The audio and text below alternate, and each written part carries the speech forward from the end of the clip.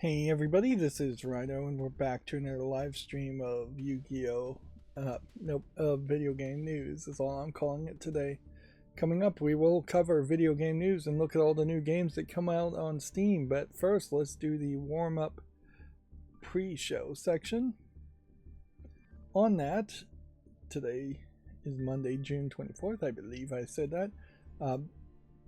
There is arguably either I didn't accomplish enough over the weekend or I accomplished a decent amount, and I'm not sure which way I want to feel about evaluating myself on that.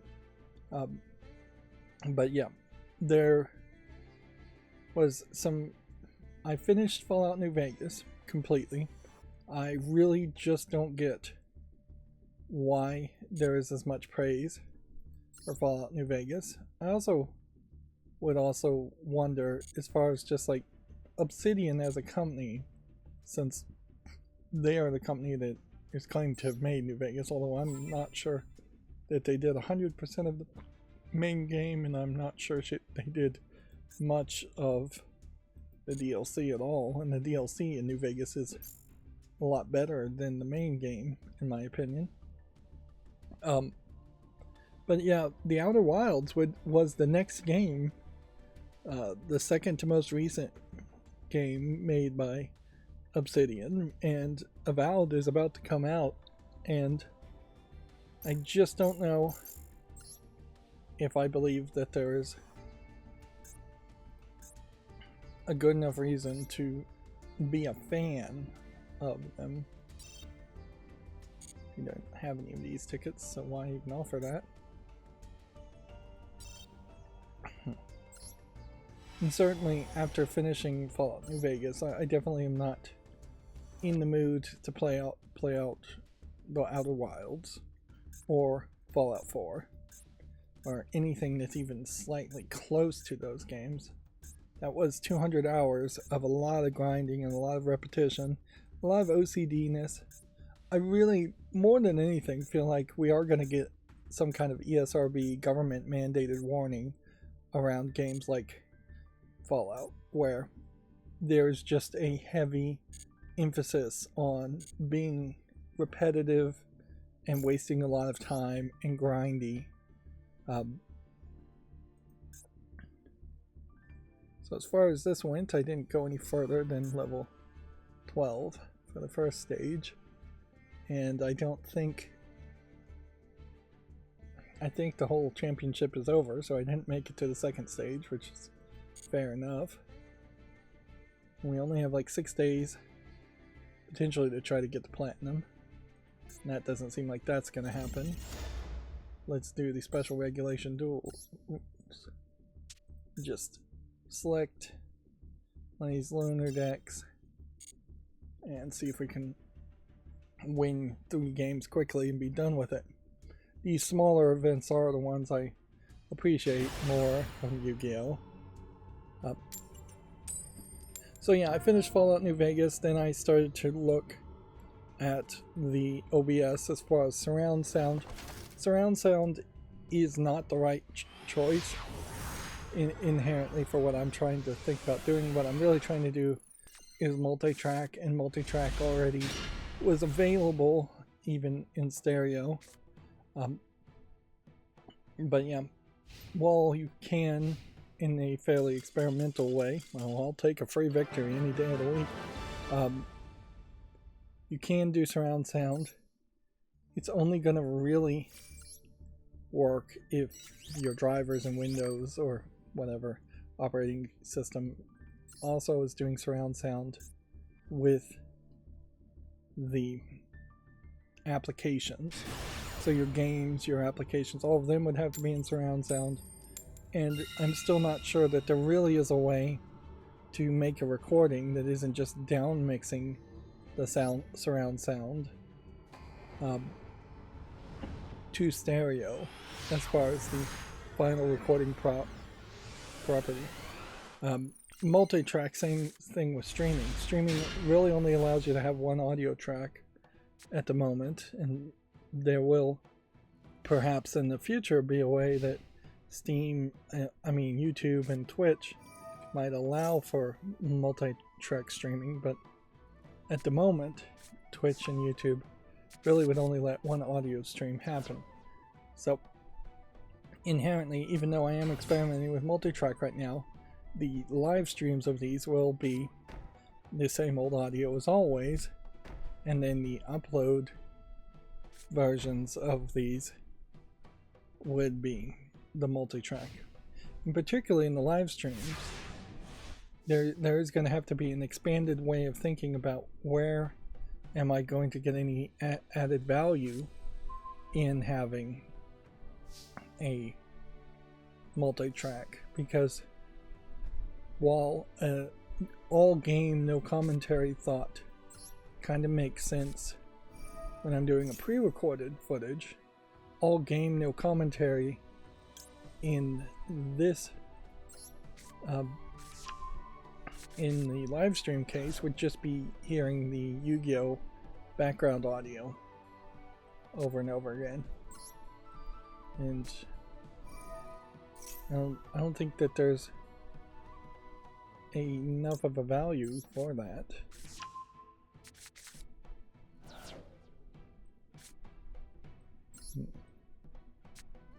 I'm not sure what I'm looking for here.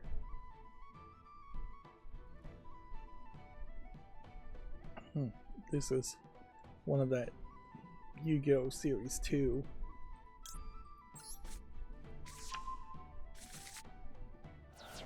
Strategies.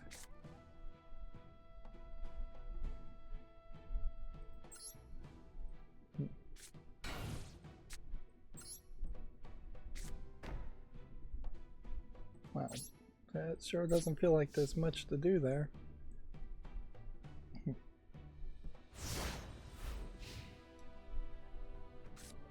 So yeah,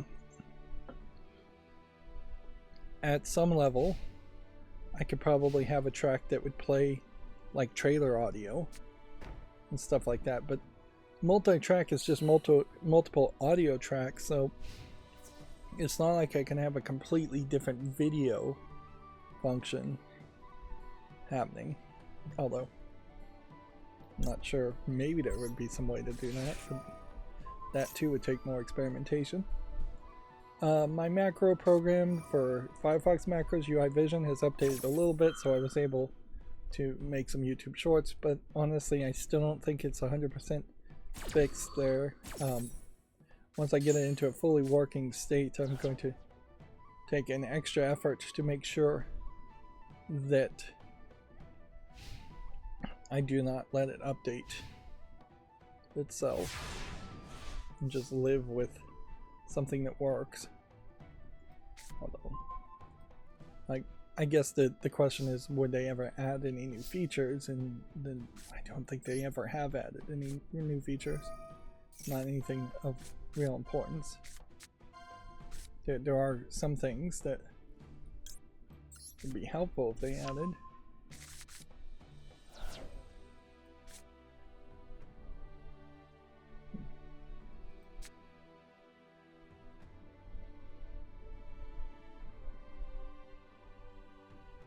Well, this card is a normal monster, and you can normal summon it to have the become an effect monster. I think this is the move.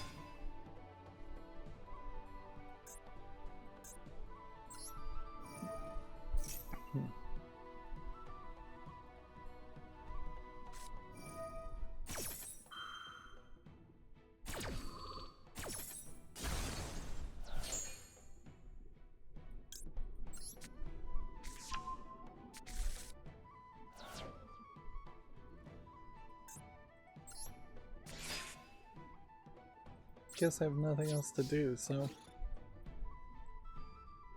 just see what happens here.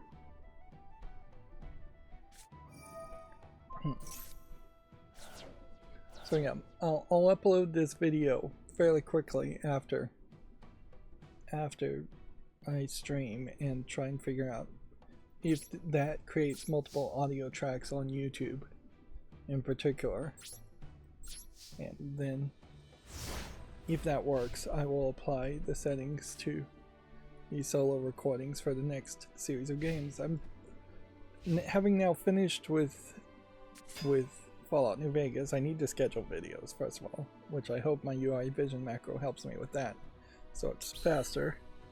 But I also think I'm just gonna check out like Tabletop Simulator and several other games that I know I want to experiment with on the Steam Deck, but I want to go in fresh with no save files, cloud save files unlocked. So I want to make some coverage of Tabletop Simulator before I start experimenting to see if it works fairly well on the Steam Deck. Which, yeah.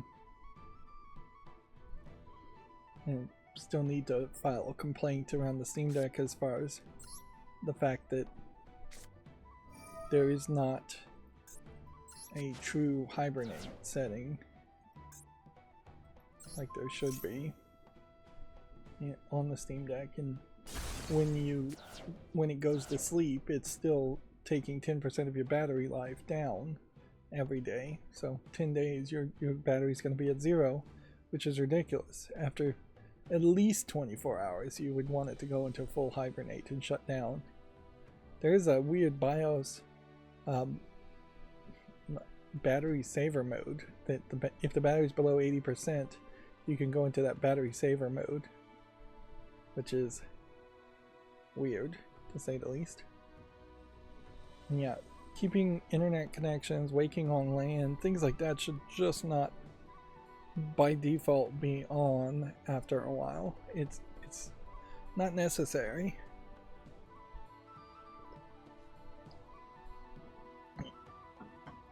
Speaking of devices that would need to stay connected to the internet all the time, I got another internet smart desktop clock that tells temperature, humidity, and light levels, and I have now 2 of these clocks right next to each other. And yeah, when you put 2 side by side, you can tell how the light level sensor is particularly bad, in that it really needs light just falling directly into it. It won't just get an ambient light level if the light level is fairly low in a room. And how the temperature and humidity sensors are not really that accurate. They can easily be half a degree off, even though it goes into half a degree metrics. I think that is true for most temperature sensors, and that's why in Fahrenheit in particular you don't see 0.5 temperature measurements, even though humans can definitely feel the difference between a 0.5 and a 0.0 temperature variance. And even the timing on the circuitry is not 100% accurate. You would think that since the clocks are getting the time from the internet, that the time should be exactly to the millisecond accurate, and it just isn't. But then again, it is also very weird to have 2 clocks right next to each other. So it's all good enough for a $20 smart alarm clock. But yeah, I'd like more quality in it, and I would potentially pay for more quality.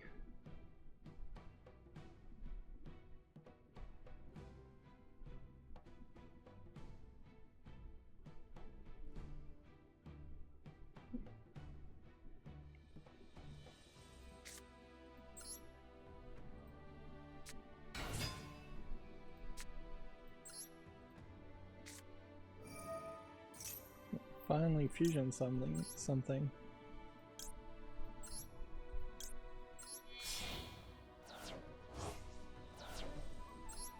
Apparently I was having a real hard time getting things into the graveyard.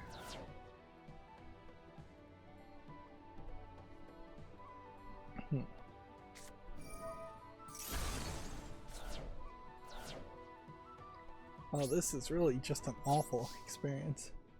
really just old school, let's destroy each other's strategies and be at a stalemate for several turns Yu-Gi-Oh! So, when I was messing with Yu-Gi-Oh! I mean with OBS, I came upon the information, and I don't even remember how I did it. I came upon OBS Project's OBS browser GitHub, and it told me that they actually have a API, Advanced Programmable Interface, which for JavaScript in particular allows you to do this. You can add event listener specifically to a web page that would check if OBS is, if a scene is changed, or if a streaming is stopped, streaming is started. Any one of these specific conditions, plus custom conditions emitted by a WebSocket vendor request, which that'd be even more complicated. So that allows you to do a kind of interesting thing in that you can make a web page that would specifically be used as a browser source in one of your scenes in OBS. The web page would work to some extent outside of OBS, but it wouldn't hook into any of the functions of OBS as far as is OBS starting or stopping, is a buffer replay playing, things like that. And so that allowed me to effectively redo some work that I was doing using other scripts by simply making a simple, and it is a relatively simple HTML page with some JavaScript that would just display the time at the top and appropriately size the date and the time, and then would start a counter going up when you start recording. Pause the counter when you pause the recording, unpause the counter when you unpause the recording, and stop the counter when you stop recording. And that will allow me to eliminate a couple of scripts and the need to eliminate a couple of those plugins, extra plugins I had installed in OBS, is a tiny but necessary step towards the idea of potentially having a flat pack Linux version of OBS either on the Steam Deck or straight up just having a Linux build on my main computer. It is very much early days, but it is time to start thinking about it as far as whether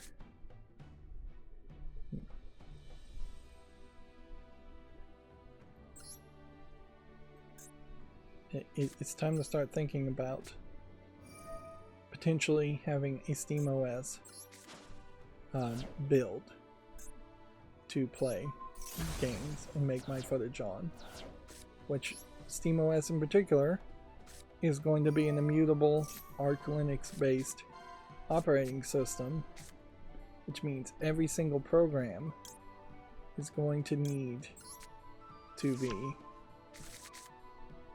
a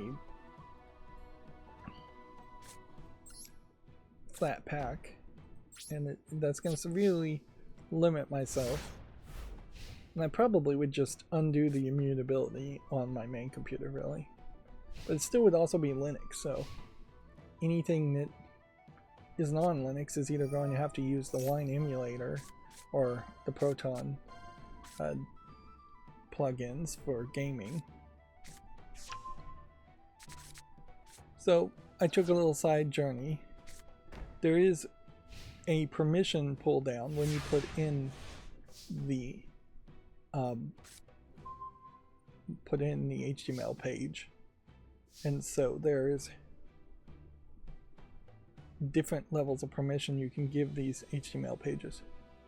So I'm going to briefly say here's what the HTML is. I'm going to put this up online if anybody can find it, but it is fairly simple. It is just some HTML with some custom style sheets just to change the appearance. So you tweak this if you want it to look slightly different. And then in the actual HTML, there's just a div with an ID clock, and on load it runs a JavaScript function called showtime, and a div with the ID count up with a class of count up. Classes are what the custom style sheets use. Clock and count up. On load it shows count up. And so then there's one JavaScript function here. It's showtime. First thing you do is you define days as an array, with array point 0 being Sunday, and then array point, I would assume that is 6 being Saturday. Then you make an array called months with array point 0 being January and array point 11 being December.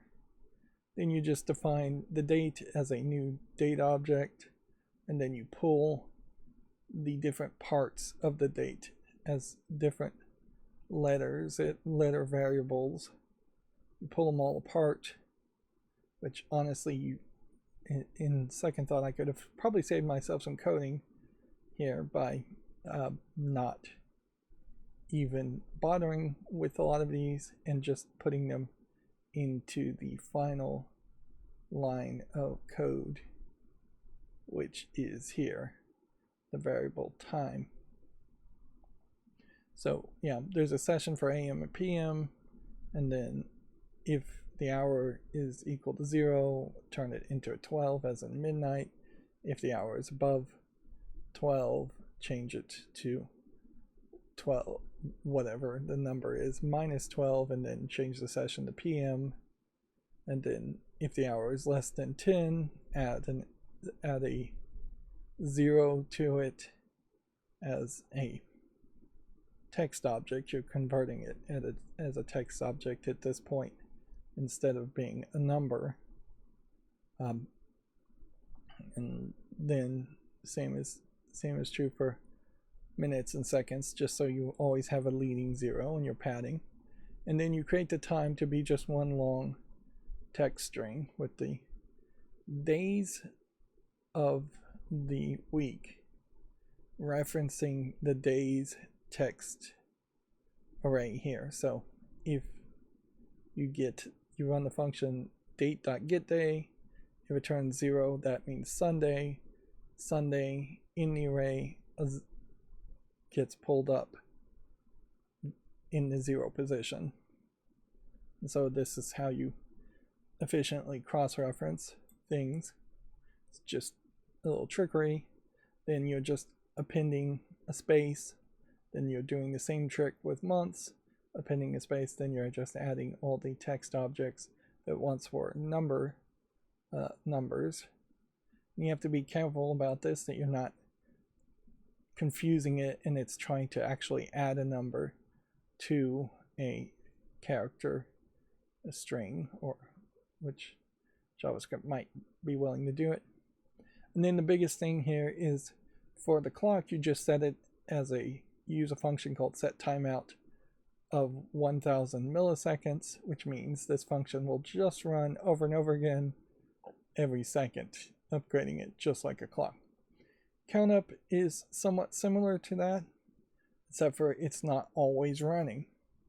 So it takes it about a second to render things. So I start with total seconds here. Let's go ahead and start another game, even though I'm not really paying attention to it.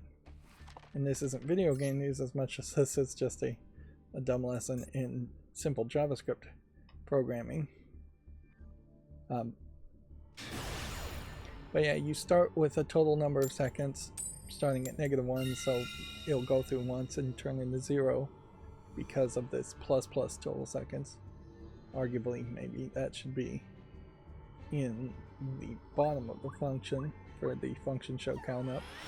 And then all it does is it divides the total of number of seconds by 3,600, which I believe is the total number of seconds in an hour, and then gives you a integer on that, so it rounds it, no fractions, and no remainders. Then it runs this function pad, which is down here, to do the same thing with the number of minutes. So that time it's dividing by 60 instead of 3060. This number should be 60 times 60, which I believe is 3600, but yeah, I might be wrong on the math. I don't think I am. I'm keeping an eye out on the timer as it's running now to see if it's correct. I have noticed that it can get about a second off compared to the internal timer, but yeah, it's good enough, certainly. And that may just be in the delay of things overall. Man, this feels like I got a completely different deck this time.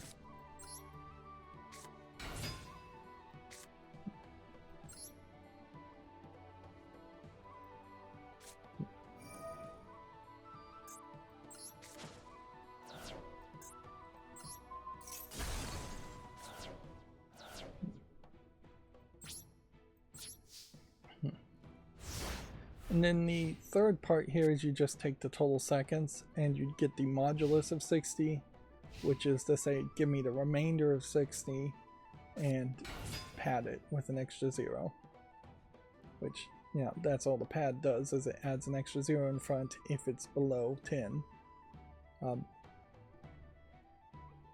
And then, here is where the actual OBS API comes in. This is the code that would not work in your regular browser, but will work in your OBS.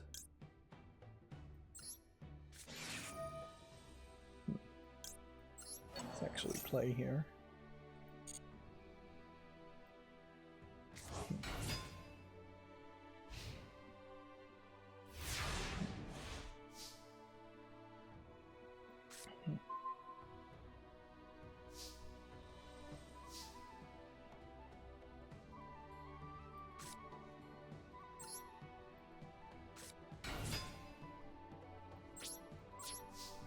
We'll get back to finishing my nerd rambling, which I probably should have just made a separate video, special video for this, which I have to be careful. I'm going to end up making a bunch of how-to videos on my channel that are not going to help my channel in any way. And that last how-to video I put up didn't really get a ton of views, but I imagine over the longer period of time it might. And weirdly, things have already kind of changed compared to that last how-to video I made.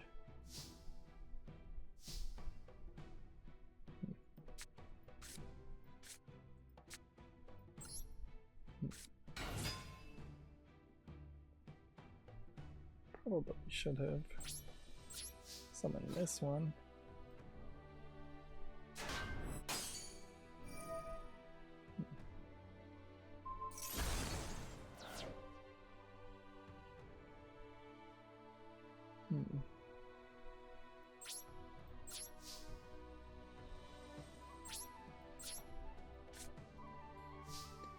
Right, so to finish my thought here, here's where the OBS comes. You just go Window, add Event Listener, and then the event OBS recording started, and then you tell it to run a function here. Most of this code, almost all of it, is just copy and paste, like not really copyrightable, simple stuff. And so when a recording starts, you set the total seconds back to -1. Again, should probably be 0 if I moved the plus plus total seconds here, which just increments the total seconds by 1 before it does anything else. Yeah,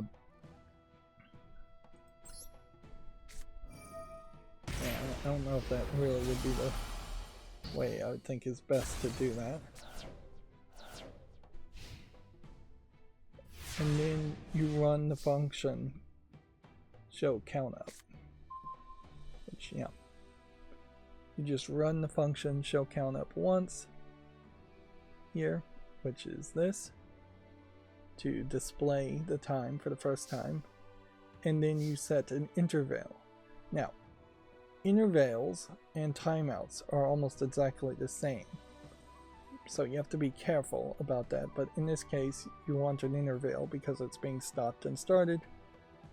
So using this function set interval, you run the function every 1000 milliseconds or every second, so then it will just start counting up and showing the new updated count because of the plus plus every second.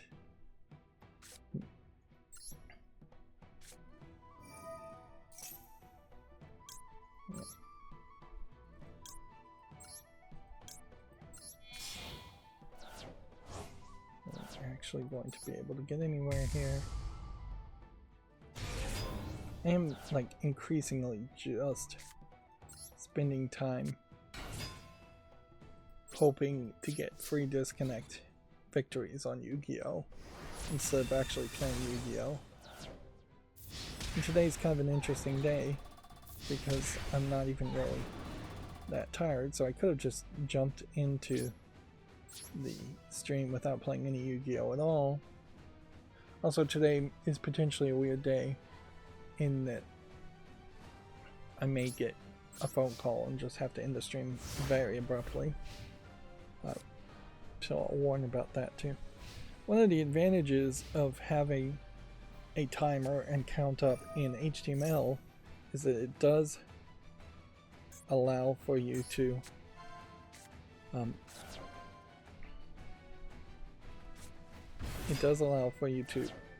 adjust the visuals and have it automatically adjust how wide the font is, or how wide or tall the font is on any text.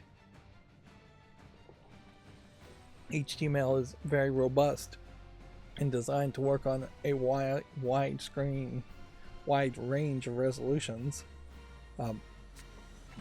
wide screens or square screens or whatever. And so there is, HTML is just a much better standard.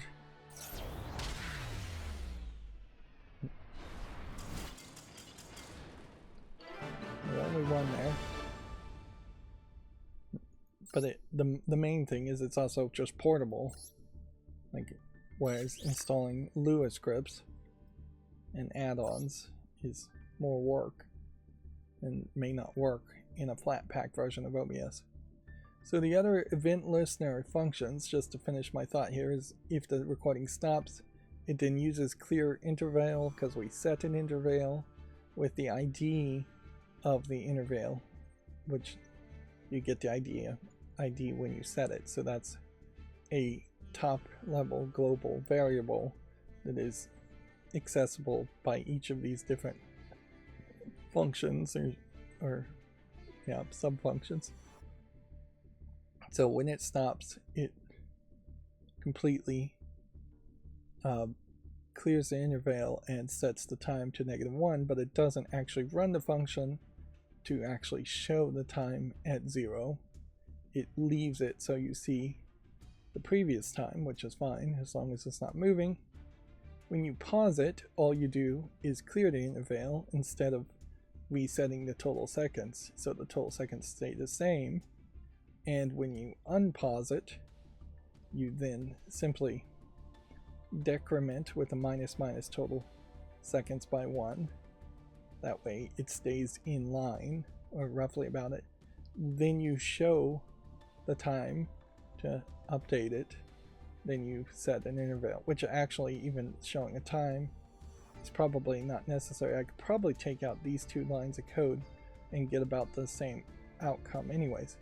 And that's the entirety of the HTML. And in fact, the actual HTML part is just these two lines and a bunch of header tags in the head section, which you don't see. But in the body section, it's just these two tags in this JavaScript that happens. And I put the JavaScript below the declaration of these items because it wasn't working above and in the heading section. And that's the entirety of the code. Now, can I show you the page? Let's see. Let's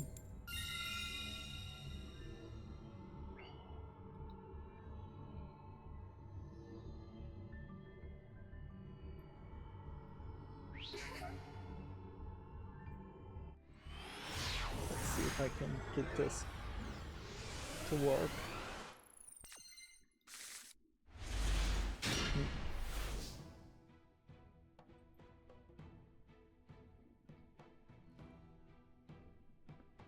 Like,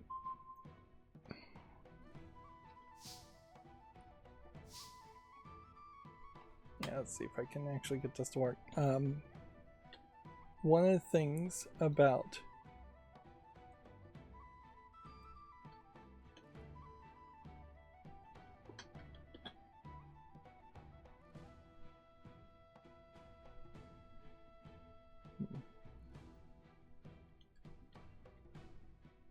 is this really not gonna work?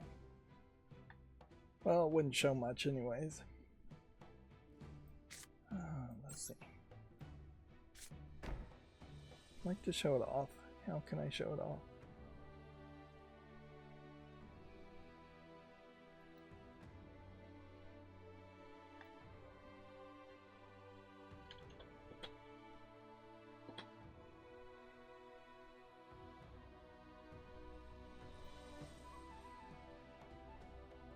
Oh, well, it is here. So I guess I can show it off somewhat. Let's play a full hand of Yu-Gi-Oh! First, though. Honestly, if I just get 2 victories here,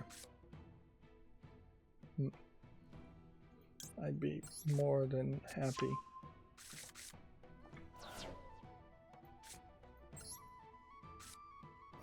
Because there really is just not enough of a reason to play ranked play at the moment.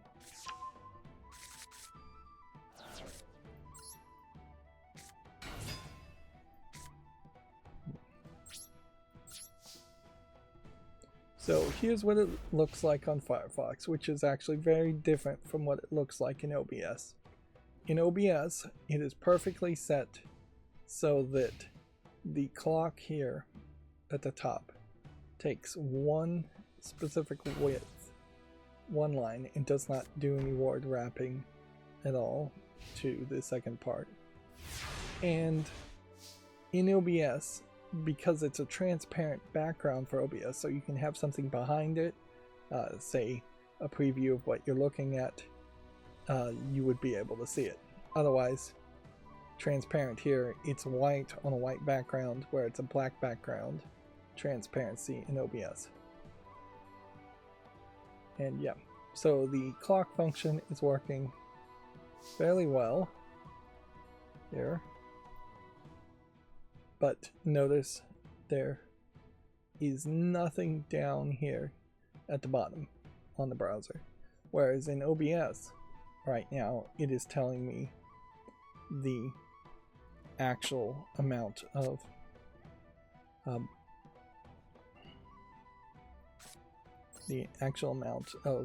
minutes and seconds that the recording has been going.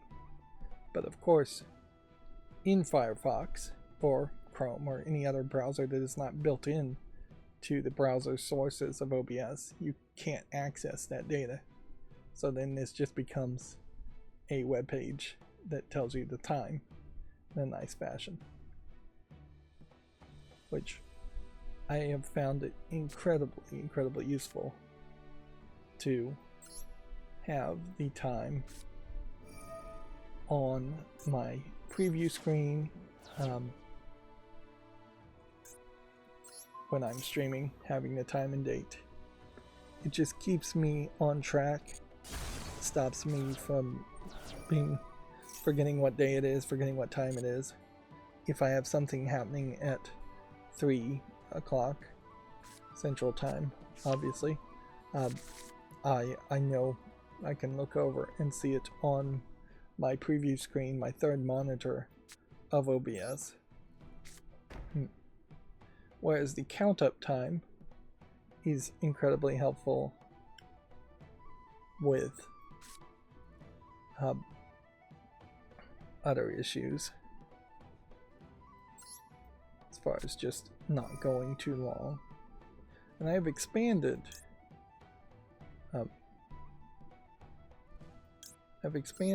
certainly to a point where I also have a advanced scene switcher program / macro that will play a ding sound effect, just a little ding in my headphones, but not in the recording, whenever I've recorded for 22 minutes or 44 minutes, in a hope, which has proven not to be 100% successful really, to just try and keep the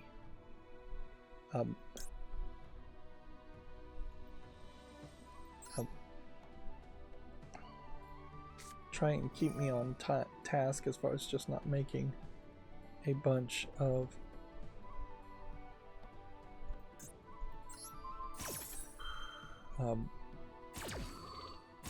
keep me on task as far as just not making a bunch of really long episodes of things. What I was hoping I could do is I could turn this to a face down, but I'm not sure you can do that anyways. And so, while that is an incredibly simplistic and small bit of HTML, the journey, mostly JavaScript, the journey to find out that you could do something, and then the journey to, which is often done on accident, and not so much a journey as just a surprise that you can do something, led to a journey of understanding how to do it. And so I spent a lot of Sunday doing that. It is also worth pointing out that on my preview screen, even though I do have a top third saying the date and time and a middle third saying the amount of time I've been recording, there is also a bottom third that I have that says the name and the first part of the file name and the second part of the file name, which is how I automatically name videos. And so in this case, this would be video game news, and then June 24, JUN 24, 2024.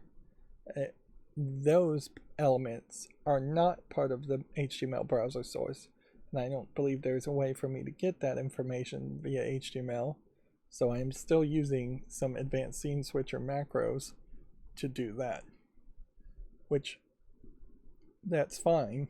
Like I said, this was a project that was just a tiny first step towards using less plugins, which would potentially just take up less RAM and move forward on to that whole process. Alright, so I have no reason to play this anymore as far as this whole event goes.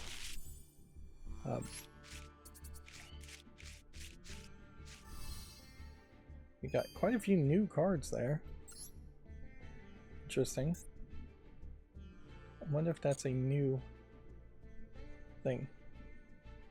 So, like 6 days is way too little to actually try and get to platinum. It's just not enough time. We can't duel here, so I am painted in kind of an interesting corner where I haven't done the things I need to do to even accomplish the daily quest.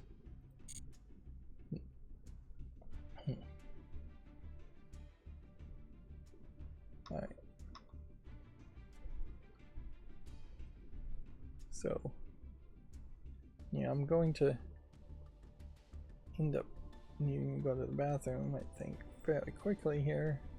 So we're going to probably take a break in just a second. But I did want to talk about, from one nerd thing to another, I was attempting to find some extremely complicated way of deciding when I'm looking at games on Steam to automatically check to see if the game had the follow button clicked, and if the follow button had been clicked when I clicked the middle mouse button, I would instead just move to the next tab instead of closing the tabs. As I was banging my head around that and spending way too much time trying to figure out if there was a way to do that, I eventually realized all I really needed to do is just install gestures on the middle mouse button, and that would make way more sense. So instead of using a plugin called middle mouse button closes the tab, I'm now just using Gesturefly as a Firefox browser add-on, which I've adjusted.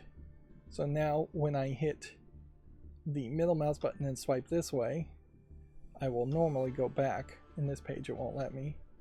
If I hit this and I go forward, and can be a little bit, I will go forward. If I hit the button, middle mouse button, and drag downward, I'll close the tab. And then if I go in a diagonal that way, it will move the tab all the way to the end of the tabs on the window and all the way to the beginning in the other direction, which that gives me way more of an advantage of things to do while to quickly move around. And so yeah, I solved that problem. I also spent a lot of time on Saturday, most of Saturday, trying to inject more JavaScript into the Steam pages to make the screenshots move faster. And I think I may have sped up one thing, but I just can't figure out if there is even a way to speed up the other thing. It seems like it is just slow because it is just slow. Anyways, I'm gonna have to take a break, so we'll be right back. Okay, I'm back. One of the things, certainly, oh man, I forgot about this. Yeah, I'm not gonna get the battle pass done at this rate.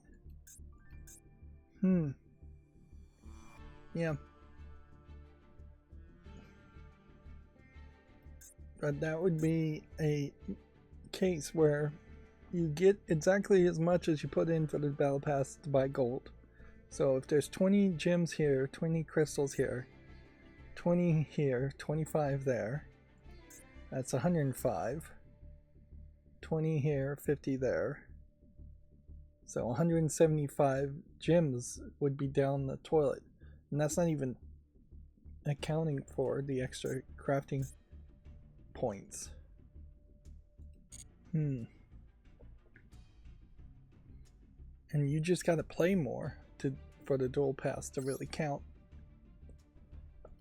So yeah, one of the things I'm trying to teach myself to recognize is that with that there might just be different ways of thinking, different ways of doing things, and the Justify plugin on the middle mouse button is a great example of that. And so at a certain point I'm wondering if maybe I should rethink how I do these live streams a little bit more too, because inherently I could not start recording until right about now and just have all of the Yu-Gi-Oh stuff happen only on the live streams as a pre-show, and then have the actual news recordings be only the post Yu-Gi-Oh stuff. That the problem with that though is then if I want to start ranting about something or start talking about something, it would create a situation where I would sit on a screen like this and just talk for 5-10 minutes and not actually do anything. So my current system is probably more efficient, but it is only efficient in that it is making things inconsistent, and it is multitasking, with one of the multitasking actions being playing Yu-Gi-Oh. The Borderlands movie is continuing to advertise itself. I was very shocked on just how much I compared Borderlands to New Vegas, with Borderlands being a much better experience in my book. Although it is only now, decades later, that I'm realizing how much of Borderlands 1 really was stealing / borrowing from the Fallout series. The vault that's talked about in Borderlands is totally, obviously, a reference to Fallout. But they just do it a lot better. If anything, I think Fallout maybe gets obsessed too much about vault tech and the vaults, and definitely gets obsessed about the amount of vendor trash and role playing, and just trying to make an open world game where you could play any character and do anything, whereas Borderlands is a much linear experience where they just write the characters to have the story and the experience that the writers want them to have, and they give you just a bunch of quests, which are usually just fetch quests to go from point A to point B. Nothing special, no selectable dialogue choices or anything like that. There's just no need for it. No vendor trash really to speak of at all. But as for the TV series here, it looks like they've got a lot of screenshots here that look interesting enough as far as that goes. That is certainly not my concern with Borderlands. My concern with Borderlands is just how well are any of these characters going to actually mix into it. I think that heavy liability now, for particularly a movie like Borderlands, which is coming out August 9th, I guess, is the fact that you just can't get actors who are going to feel anything close to the characters in the video games. They all have their own baggage and their own personalities, and so when I see Jamie Lee Curtis here, I see Jamie Lee Curtis. I don't see Dr. Tannis by any means. When I see, what is this guy's name? Kevin Hart. Yeah, I don't see Roland. When I see Kevin Hart, I see Kevin Hart. At best, I see Kevin Hart cosplaying as Roland. When I hear Jack Black playing the voice of Claptrap, I'm probably going to hear Jack Black, not hear Claptrap. So as much as you could show me fancy location shots, that doesn't mean much of anything. And then, like Marcus here, he's not going to play too much of a role in the movie, I imagine, since they're only bothering to show him to begin with, very late in the trailers. Yeah, here's another great example. Here you have what looks like some Hollywood actors half-heartedly cosplaying as video game characters in a pretty decent background. There is, frankly, an argument to just rotoscope some of these characters, or all of the characters, and that would probably make a lot more sense, is to just have Hollywood actors as they're getting aging older, and as we're getting like 4K and 8K cameras, just tell the actors, look, we're not going to need you to put on any makeup or anything. We're just going to rotoscope CGI characters on top of you and then give you credit. I think that is probably the future. Of course, that doesn't make any it doesn't really make any new celebrities as far as face actors go, but for video game movies, that's pretty much the case. This is weird that Claptrap here, the Borderlands film, has retweeted this this article, which I don't is this the girl, Greta Gerwig? Greta Gerwig. Yeah, is she even the character that's playing?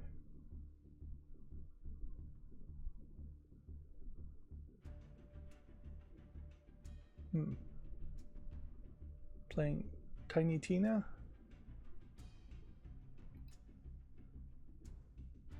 No, I don't think it is. I think it's this Florian Munteanu.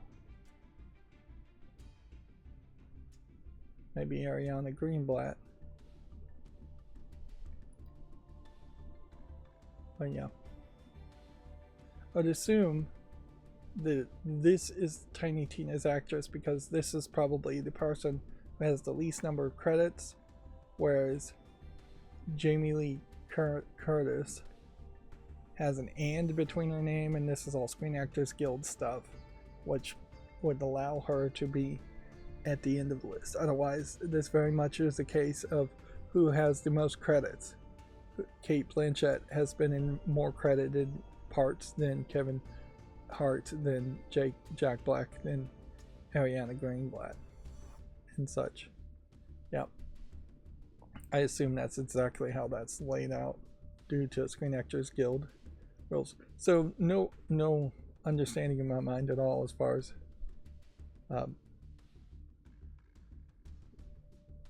well, Ariana Greenblatt is mentioned here.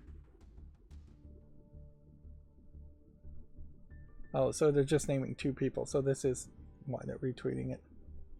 Mad Moxie not going to play a big role in the movie, I suspect. Anyways, let's move on. My news stories are all over the place today, so we'll just go through them. Apparently, a prominent Nintendo leaker has locked their account after a source was revealed as a Japanese Nintendo employee. Pai Yoro has regularly leaked Nintendo Direct news. So, seems like a source has been found out, and so they're doing their best to prevent for any more trouble to happen, I imagine. And I imagine Nintendo Japan is particularly going to be angry at any Japanese leaker of inside information, unless of course it is Shigeru Miyamoto himself leaking the information. And yeah, I don't know what the level of prosecution can really happen in Japan for leaking corporate secrets, but I bet it's pretty high. Nintendo also, doing their own corporate secrets, is refusing, according to Video Games Chronicle, to say who is making the Mario and Luigi's Brothership game that was announced.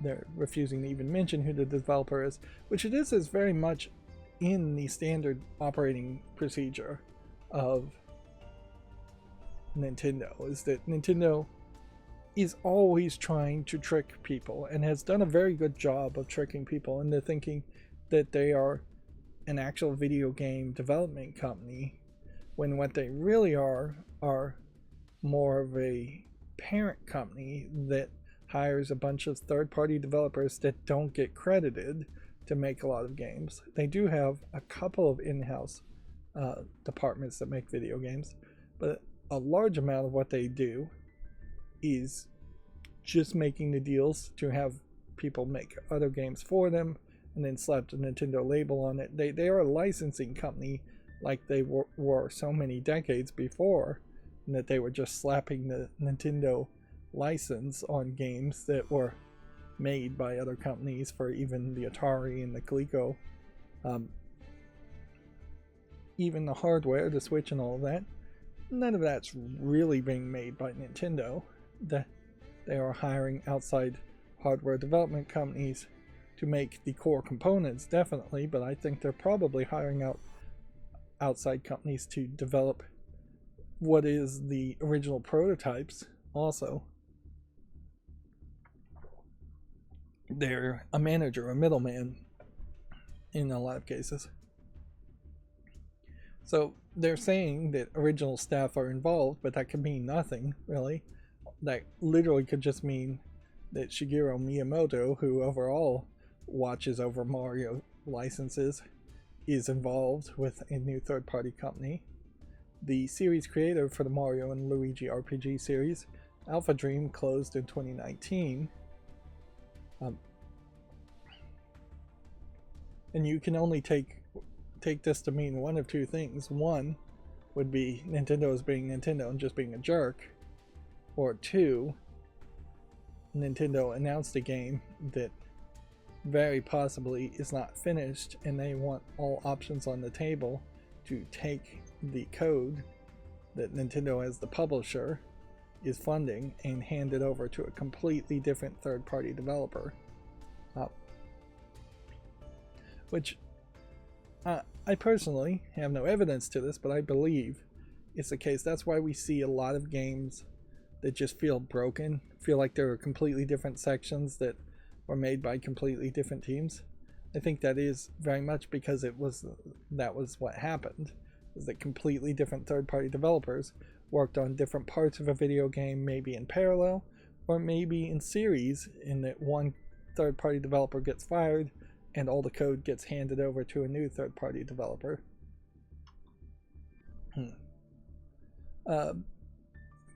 Apparently 59% of devs say the industry is in bad straits, blame investors and mismanagement.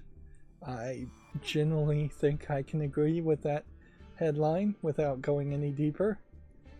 But yeah, GameDeveloper.com has this survey / article. Now the thing I'm looking for in particular is the length that I have to go through to activate a gesture. Because if I have to do a middle mouse button and go all the way over here to go back, which back just doesn't seem like it's working at all. Like this should be going back and this should be going forward, and it's not doing anything. Like maybe that's something wrong with Firefox. I don't know. But yeah, if I have to go all the way on the page, then I'm already closer to just go up to the tabs and click the X button there. What I want is tiny little gestures where I barely have to flick my wrist to activate them. I've gotten rid of the middle mouse bumps to scroll to the left or right, on my mouse wheel where it tilts left and right. I've gotten rid of those, as which is to say I've put them back to their default thing, which was always scroll left and right. But very rarely on a web page do you have a web page that scrolls past the left or right width anyways. It always, almost always, tries to stretch itself to fit the width of the monitor, so those aren't functions you really use very often.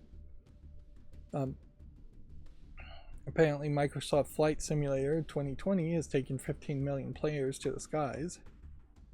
A second wave developer has folded after missing wage payments and amassing 1.7 million in debt. Second wave is a South Korean mobile game developer. Interesting. I would generally have thought that the South Korean mobile game industry was in pretty good shape, but you know, it certainly could be in a bubble, and it certainly could be a case where there's some shenanigans going on there, and this may not be indicative of Korean gaming in general, or it might very well be indicative of Korean gaming in general. There is probably a fairly high amount of saturation of these types of games in particular in Korean. I've never heard of Second Wave, and it does just look like it is kind of a random assortment of random anime-esque characters. It doesn't feel particularly unique in any way, just from the screenshot. GameDeveloper.com says, here's how Zatch Games prototype Puzzmo Sensation Pile-Up Poker. This is the second time I've seen an article about a game like this. I think this game in particular, hiding it like it is an article about game development when it really is more just a hidden embedded ad for a game I've never heard of and I'm not hearing anybody talk about. Apparently, a Red Faction game from the Chorus developer Fish Labs was among the cancelled Embracer projects. I believe we already talked about that. Resident Evil 2 Remake became the franchise's top-selling game at nearly 14 million sales. Here's just the news themselves. Censored Gaming put out a video talking about Lollipop Chainsaw's uncensored costumes, or new costumes they're adding. Inherently, I don't think it's really any new news, but if you hadn't seen it before, it's a short little video. Definitely seems like Censored Gaming is trying to get back into the swing of making videos, even if some of the information is kind of old. Let's see. Umamusume Pretty Derby has had an English version announced. This is anime horse girls in a horse racing anime with a spin-off horse racing anime girl anthropomorphic horses simulation game, which that is not really a series I thought would have gotten an English translation, and I can't help but suspect it might just be an English translation for other parts in Asia more than an English translation for a worldwide push or release. It's from Cygames, makers I believe of Shadowverse, so they may just have enough funding to commit to this, and apparently this is pretty popular. Now, you would think if anthropomorphic animals running on 2 feet was popular, then there would be some kind of human racing popular sport or something, sprinting effectively, whereas I don't think sprinting really is that popular anywhere in the world. So they've kind of jumped the gun, or I would say that probably just highlights that the sprinting part of it doesn't matter. It's more just about the cute anime girls and possibly some sports drama, which anime in general has done a fairly good job of having a few sports dramas every few years, better than most live action TV has.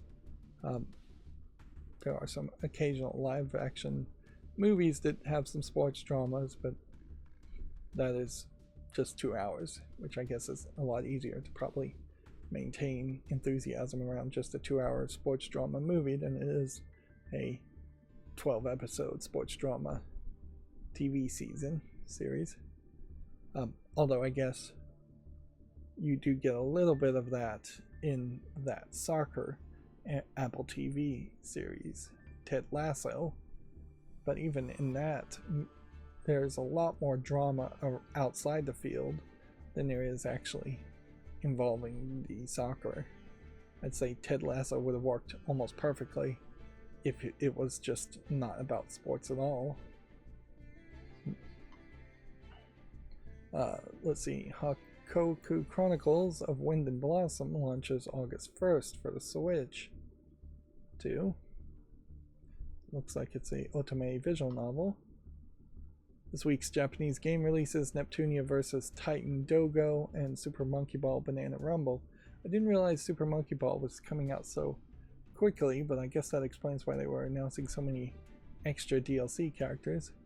And then this Neptunia slash motorcycle game, crossover game, is a weird one. But weirdly, I think it's going to work. I think the Neptunia series is kind of popular enough. Titan Dogo, in particular, I don't know if that's a video game series or just the name of some kind of motorcycle brand in Japan. So that's going to be a rough one to translate to the rest of the world. But all the other Neptunia games have come out worldwide, so I suspect it's going to happen. And then there's a few other games coming out. not a huge list this week.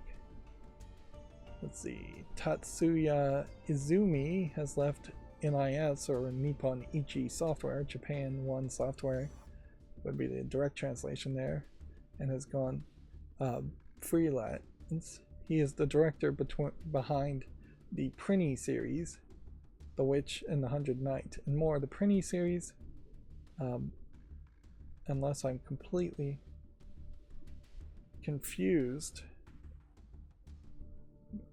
might be a fairly long running series of positional placement strategy games.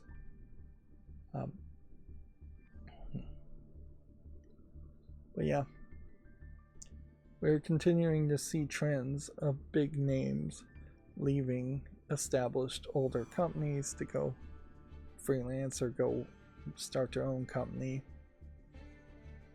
This will probably have less impact for your Western gamer who probably doesn't know any of these games or play any of these games. Let's see.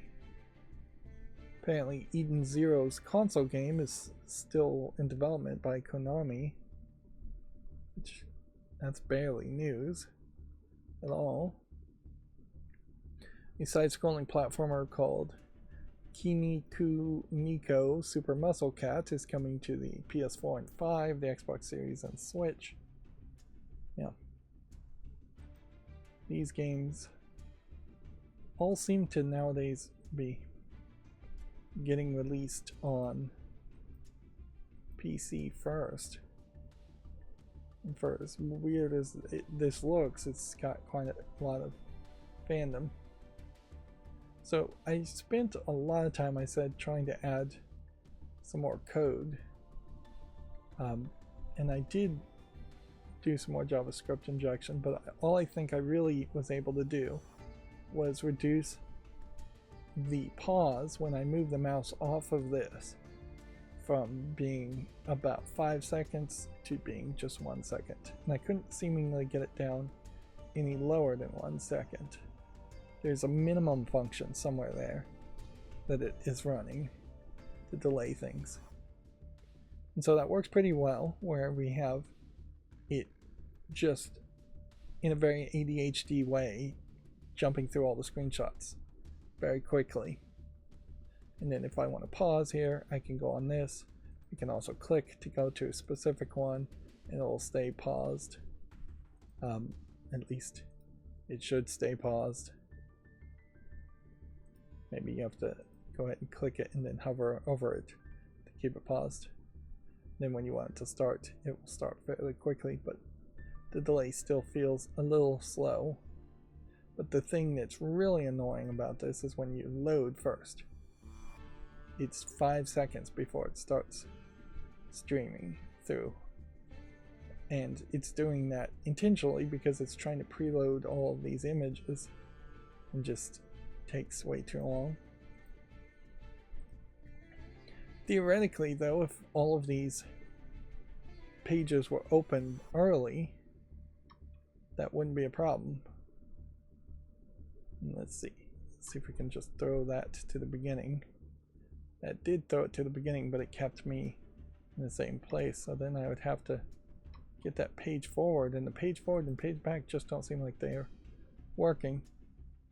According to GameDeveloper.com, predatory tactics in gaming are worse than you think. I imagine that is very much the case. I definitely think there is a level of predatory that is directly connected to finances, trying to get more money out of you by adjusting odds and loot boxes and things. But then there is also some just attempting to make the games feel better by having bots and multiplayer games that maybe aren't directly connected to extra costs.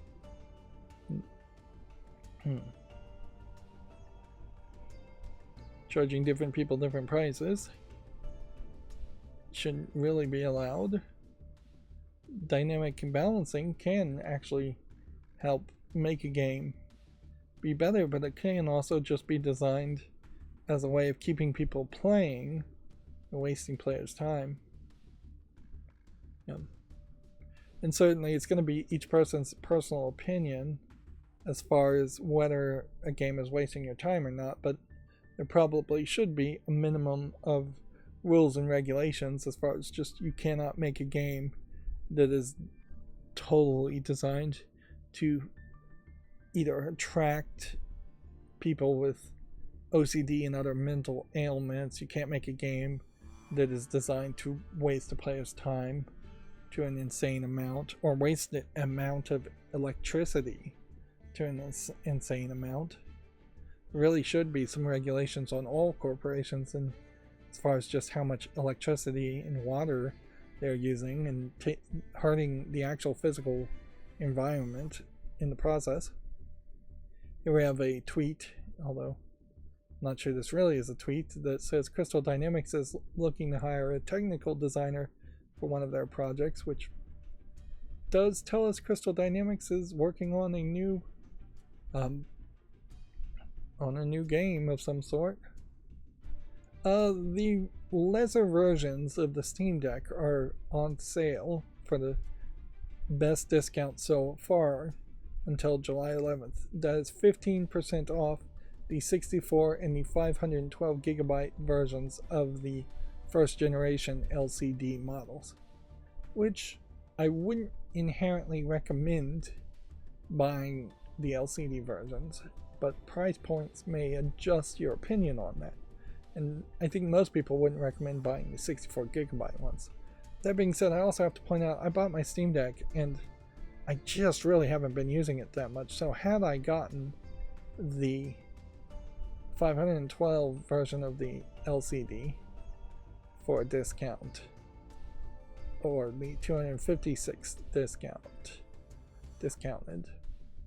that probably would have been a better experience as far as just saving some money instead of getting the cheapest, quote unquote cheapest OLED version at $550. But then you get just a lot better of hardware in the second generation OLEDs, and you might as well call it a second generation even if they won't, because you have a better processor that gives you more battery, you have better Wi-Fi, you have a better refresh rate, you have a bigger screen, and you have high dynamic range OLED displays, and you have what is a more reasonable amount of space for a computer, which is what I definitely think you should look at it as a computer that can do some basic computing and play a lot of games. That being said, 15% off of the 256 here is $400, whereas the 512 here is $381. So it is cheaper right now with the 15% off to buy the 512 gigabyte LCD version, which they don't want to put here so you don't confuse it with the 512 gigabyte OLED version. So there's a direct comparison reason why this one's not on sale and this one's being displayed in that spot. But yeah, I still don't think you're in a great spot to save $50 to buy this 64 gigabyte. If that's all you can afford, that's all you can afford, and there really is just not going to be much of a difference between this and this other than a Steam profile bundle, and that's it really. There's same screen, same same stuff, and there is almost $100 difference between this, and for $100 you can easily get either 512 gigabyte SSD to replace this SSD, and then still have a 64 gigabyte EMC, very slow memory, although you can't have both installed in the Steam Deck. But yeah, there's a decent chance you could get a 1 terabyte, 1.5 terabyte NVMe SSD for $100 if you get a good deal. So ideally, it wouldn't make sense to buy this. Plus, you buy 2 of these and you are almost at the same price as buying 1 of those. So if you have to buy multiples, it definitely makes sense to buy this while this is discounted. If you only have to buy 1, the harder decision certainly is, do you want to pay $400 for this, or do you want to pay another $150 to get a better CPU, better GPU? Well, not better. Well, I don't know if it's better GPU actually. Better CPU for sure, better battery life, better Wi-Fi, better refresh rate, better size screen. This is definitely the way going forward. And with this July 11th sale, that indicates to me that there's probably a Steam Summer Sale coming after July 11th, which might include a 3rd generation refresh of the Steam Deck, with the, if you want to call those generations, something that perhaps is even better, because I could see going up to maybe an 8-inch screen if you can squeeze it in there. I could see just a better manufacturing process of all the components. I could see a slight bump up in the CPU and GPU to a new version. I don't think they drastically change things. There might just be a summer sale too, where the OLEDs start to go on sale, and this is just the final push to get rid of most of the LCD versions. The price tag is high, so if they got rid of the last of these and then they started to put $50 to $100 discounts on all of these, that would make some sense also. I have not seen the Steam Dock go on sale in any way, so I'm not really expecting anything there. Yeah, a 3rd generation refresh, I would assume, would have to be a 5nm Zen 3 built-in AMD APU. And you would just generally expect that there would be improvements on the speeds and the teraflops and gigaflops in those aspects.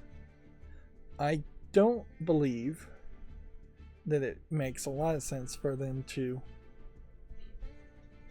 add any kind of side processor that does AI. But, you know, there might be an argument to doing something like that, where all of a sudden the APU for AMD, the GPU part of that, can just do 10 times as many teraflops because it has an AI deep learning super sampling type chip to make graphics look even better.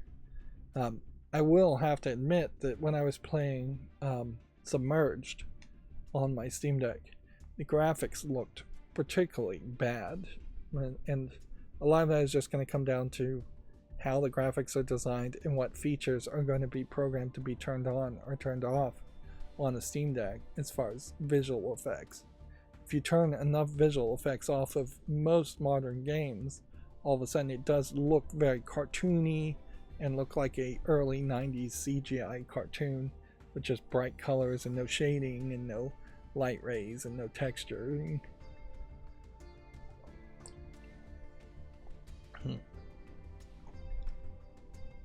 But yeah, I don't think that there's an argument to speeding up the RAM. There is perhaps an argument to having more RAM.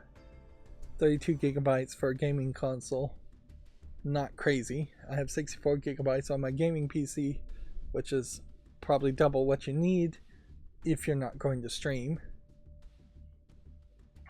Faster NVMEs might be a thing you could put in there, but on the top of the line as far as speed goes with NVMEs, they've kind of hit a plateau on what they can develop. So I wouldn't expect them to be that much faster. Brighter. I don't know if you'd really do anything new in a 3rd generation with the screen, because one of the problems inherently there is just the interface and the games you're playing are probably not doing a great job of engaging with HDR anyways. So you're having to go out of your way to see the HDR when I would like to see everything from the boot screen to the shutdown screen and everything in between on the Steam Deck be forced into a high dynamic range color gamut and make some use of this. The dual ambient light sensors don't do anything for me because I have a case covering them up, and some of the Wi-Fi in the 6 gigahertz is just very much future proofing. Wireless charging might make some sense if you're going to put a QI2 charger on it, but probably not really necessary. An extra USB-C plug would be useful, certainly, though, if they had one on the top and bottom, or two on the top and bottom. Even a second micro SD card slot might be useful in the 3rd generation. But it is very much a case where it's little tweaks that the 3rd generation Steam Deck really needs to do, unless they were going to get rid of all of the buttons and just make a Steam Deck Lite that required you to Bluetooth connect to it, and then it would just be like a tablet that is awkwardly shaped. There is something to be said about that too, that there is, compared to a 10-inch screen tablet, a kind of thinness that's fine if you're putting your hands on the edge and treating it like a Nintendo Switch. But when you start to try to compare it to something like an iPad or any other tablet, it's just too small. It's just not really a good experience if you want to use it that way. If you wanted to launch an ebook reader on it, if you wanted to read comics off of it, it's just an awkward situation. There isn't any design thought put into it at all to rotate it and hold it sideways. There's no automatic recognition built in as far as rotation goes. Of course, none of that really has anything to do with gaming. But yeah, I could see trying to make a cheaper Steam Deck just by getting rid of the touchpads and the buttons on the side and just having a screen that goes into a dock and then having a wireless controller that connects to it. A screen with a kickstand. That, of course, was kind of the thought, I think, with the Switch and the Joy-Cons being detachable in part, but very few people ever really found a way to do that. There's also worth talking about refurbished to see if any of those are even available. In comparison, if you could get any refurbished units in stock, you would still be saving some money compared to a 15% sale. And this really goes to highlight how they have painted themselves in a corner as far as getting the price down of the new ones, is that they would have to put a lot of effort into finding some refurbished ones in stock. I think most refurbished Steam Decks are ending up in GameStops, but the sale is there. That's a very long way of saying the sale is there, and I speculate if we won't get a sale after the 11th for either a new Steam Deck or just a better quality 2nd generation Steam Decks being on sale instead of the 1st generations being on sale. Moving on, the EU has charged Apple with breaching a new competition rule. A fresh probe into the company's suspected non-compliance with the Digital Markets Act has also been opened. Let's see. The law is designed to ensure that leading tech companies don't use their dominant positions to stifle competition in the digital markets. I imagine Apple saw this one coming and will do their best to drag their feet before doing anything. Inherently, I know that the EU said all cell phones were supposed to have easily replaceable batteries, and the definition of easily replaceable batteries is probably not well defined well enough. But we are not seeing Apple phones or any other kind of smartphone that has a back you can snap off easily and put a new battery in. Apple phones in particular with the glass backs make it very difficult to peel off a back and replace the batteries.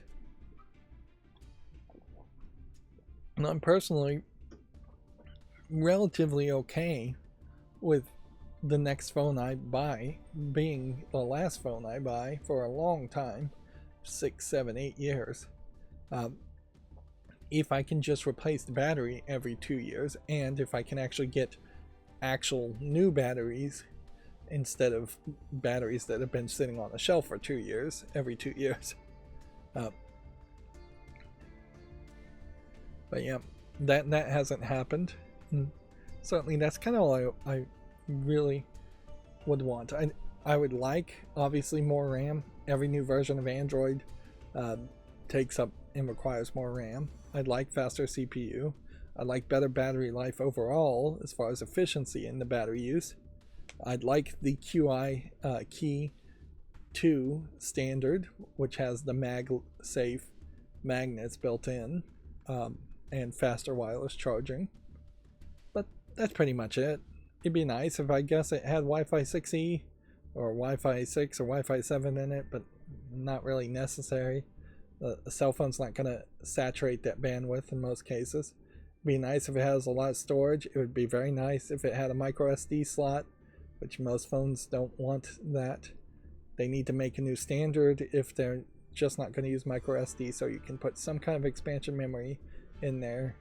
If you can take the back off, shoving a chip into a spot for expanded memories is okay by me, instead of it being an external ejectable component. There definitely were some early Android phones where you took the back off of it and that's where you put in the micro SD. We could certainly go back to that for all I care. But that's kind of it. Like, better screens, brighter screens would be nice, but not really necessary. If anything, we are in a spot where phone prices should just come down and quality overall should just go up, so that even the least quality phones being made are still to a fairly high standard of quality, although that's highly unlikely to really happen.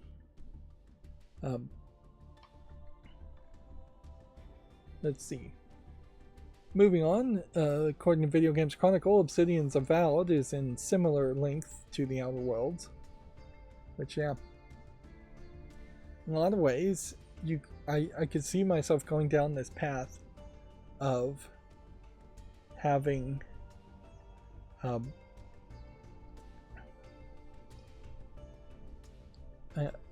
of playing Obsidian's games after playing New Vegas, and just playing the Outer Worlds and playing Avowed, and seeing how the Outer Worlds is clearly going to be inspired in part by Fallout New Vegas, and Avowed here is clearly inspired in part by the Elder Scrolls Skyrim series. One update I guess I can say as far as my programming goes is that I'm an idiot as far as the math parts, which is usually the case. I am now seeing, and this would have only shown up after 60 minutes or so, that the minutes spot is going over 60 minutes. So it is saying that I've been recording for 1 hour, 94 minutes, and 10 seconds, when it should be saying 1 hour, 34 minutes, and 17 seconds now. So I failed to do the math correctly. That being said, that's an easy problem to fix. All I have to do is figure out how to do the math correctly. Yeah. It should be probably a modulus instead of a division sign. Just the percentage sign is what's used for modulus in programming math. But yeah. that's not a big problem. The time is still effectively in sync, and so the counter is working correctly as far as I can tell, unless the clock is wrong, which if the clock is wrong, I mean, that would be crazy for the clock to be wrong, but let's just double check and see if it is. I'll look at my clock on my phone. Nope, it is exactly right. It would be pretty hard for that to be wrong. If my computer clock was wrong, it would be wrong, obviously, because it's just asking the computer, this main CPU's clock, what time it is over and over again every second.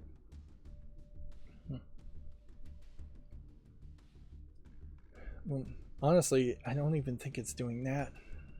I think it's counting up on its own. That is one thing about CPUs, that in the early days they probably should have done a better job of having a shared memory location where the computer clock was always accessible and very optimized to be read by many parallel functions at the same time, instead of it probably being just a similarly processed at the same speed code as everything else. But I'm assuming that that's the way it works. It may not actually work that way. Anyways, moving on, back to video game news. Microsoft Flight Simulator has hit 15 million players. Here's that code again. Yep. Well, since we're here, let's see if we can debug it. Yeah. This here, this divide,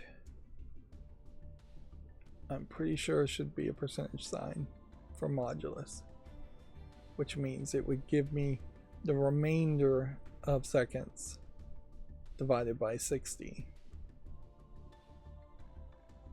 which would just be that. So that's not it either. No, it's not as simple as that. What I need to do would be to put a in parentheses around this part where it's been parsed into an integer, so rounded effectively, although it's not rounded up or down, it's actually just removing any remainders, so parsed into an integer is a more accurate way to describe it. Inside this parentheses here, where it pads, I need to divide, I need to modulate that by 60 again, so I just need to add this whole part at the end after it's been parsed into an integer. I may not even need to really parse it into an integer. In that case, I might not need that function at all. But yeah, the reason for that being, we only want the numbers 0 through 60. We don't want the numbers above 60. Yeah, and this code is based off some examples and copy and paste codes that weren't really factoring in, they weren't factoring in going into hours in the first place. We're at the way it's depicted here. We are at a point where it says it's been going for 1 hour and 99 minutes and 27 seconds. So in about 30 seconds or so, it's going to actually round up to 1 hour, 100 minutes and 0 seconds.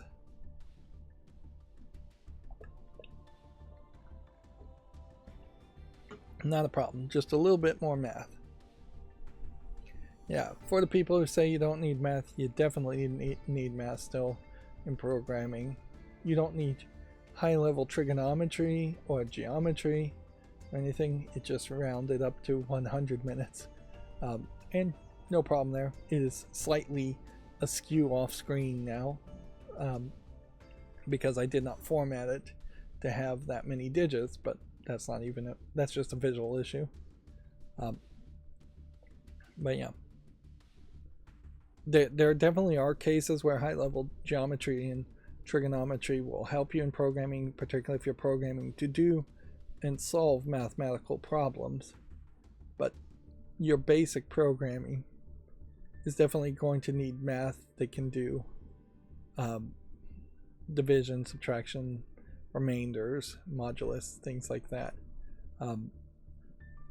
for basic tasks over and over again. And it's just helpful. It's a helpful thing to learn and have in the back of your head, even though you probably aren't going to be using too much math as far as if you're not a programmer. Just being able to do the basic things. It is very much a case where people, even I imagine decades from now, will look down on somebody who is struggling to balance a tip calculation, or most people I imagine aren't even balancing checkbooks anymore. But yeah, the second you actually have to do any math and you do it wrong, people are going to look at you funny and make fun of you. So it's helpful to just be able to do it. That being said, there probably were times in the past where math was overemphasized. And there definitely were times when I was in school where programming careers were overemphasized as if they were going to be the types of jobs everybody had. And that's not really what happened at all. Yep. Looking at SteamDB here, we can see Banana is still going strong, although it is falling down a little bit every couple of days. You're seeing fewer people playing it at 24-hour peak times.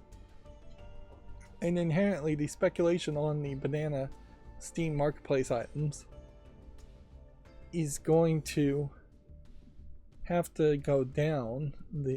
The gold rush has to go down to a point where there's going to be very few people playing Banana, very few people wanting to buy any of the marketplace items, and very few people selling the marketplace items.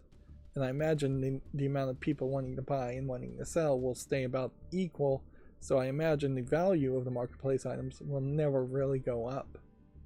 They don't inherently have a post-hype value, if we can coin a phrase there. Chain together. That's a new one. Haven't heard of that. But yeah, I just don't think there is going to be a post-hype value. Meanwhile, you're seeing smaller communities pop up on spin-off clicker garbage games like Cats here, which at least that has perhaps a little bit of a hype value in that cat fans may like the cat items, whereas there aren't really any Banana fans.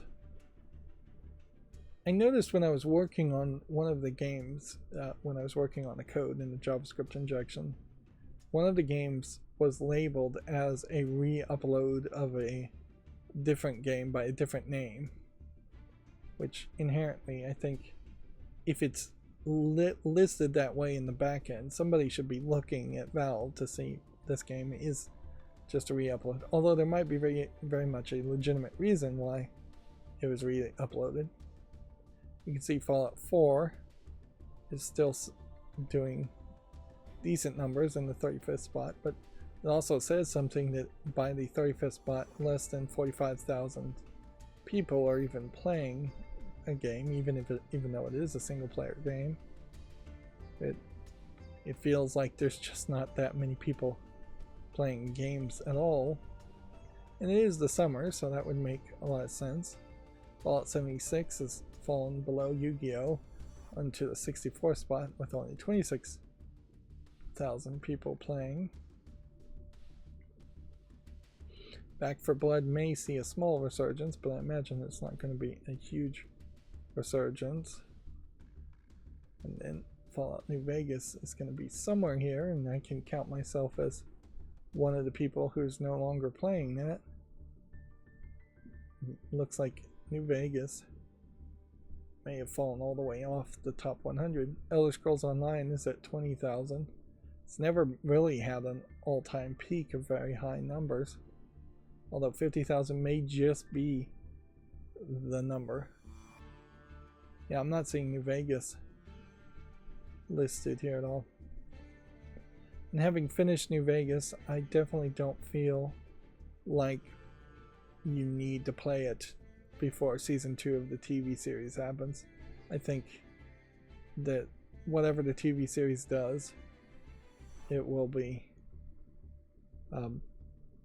it'll be fairly disconnected from playing New Vegas in the game and events. Yeah, New Vegas has fallen all the way down to 148th spot with barely 10,000 people playing it. Egg is at the 101st spot. And as for my chart, Baldur's Gate 3 seems to be going up. I think there might have been some update there. Helldivers is going up a little. Destiny 2 is rebounding from a great fall a little bit. GTA is going down though. Apex Legends and the Rock of Blade Point going down. Elden Ring is still very high, but the reviews on the Elden Ring DLC, I think in particular, are trending downwards into a negative, and there seems to be some complaints generally as far as just whether the game is too difficult in the DLC or too easy. And it seems like people who played New Game 1, New Game Plus 1, are finding it too easy, and the people playing it on New Game Plus 2 are finding it too hard.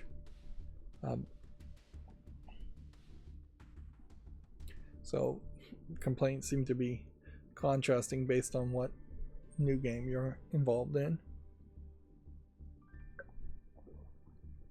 And I'm still just trying to figure out the relevancy here. At the end of the year, in December, is it really relevant to talk about Palworld just because Palworld shot up to a very high number of concurrent players, but then has dropped precipitously down in attention? You have Palworld. Let's see. Palworld started here, shot up very high when it first came out in early access, and has fallen down here. So this whole section of the map, I can't highlight it. The big story for that couple months was Palworld. Helldivers, in contrast, shot up and then has been going down in a much slower pace, but that does make it much more relevant in that it is basically from 2.12 to today that Helldivers is more important to talk about. Like when you start to think of potential Game of the Year games that came out this year, Helldivers 2 makes a lot more sense than Palworld does. Even something like Elden Ring has an argument of relevancy in that it's just stayed around for a longer amount of time, where Palworld has been a flash in the pan. Banana is probably going to be a flash in the pan. And this chart mostly highlights just the kind of boring year we've had. We're almost into July, and there just really have not been enough new games, even in early access, worth playing or talking about. Hades 2, noticeably not on this list, and that was one that people were somewhat hyped on. And yeah, we don't seem to have any new sale, and I probably should leave it at that.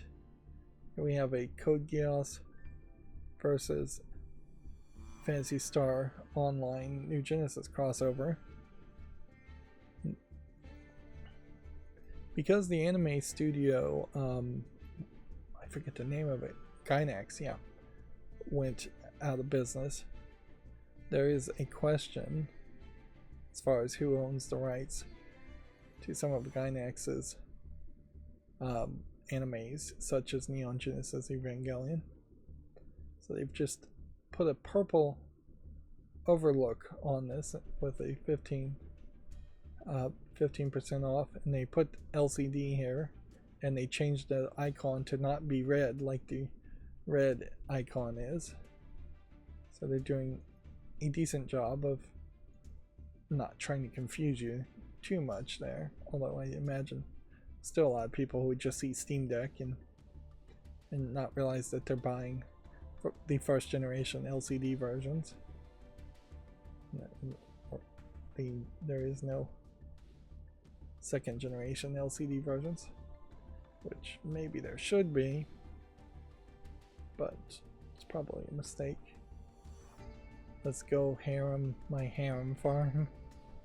This Dyson Fold looks like it might be interesting, and the new and trending here are Drug Dealer Simulator 2. I remember Drug Dealer Simulator 1. I'm not sure anybody actually really loved it, though.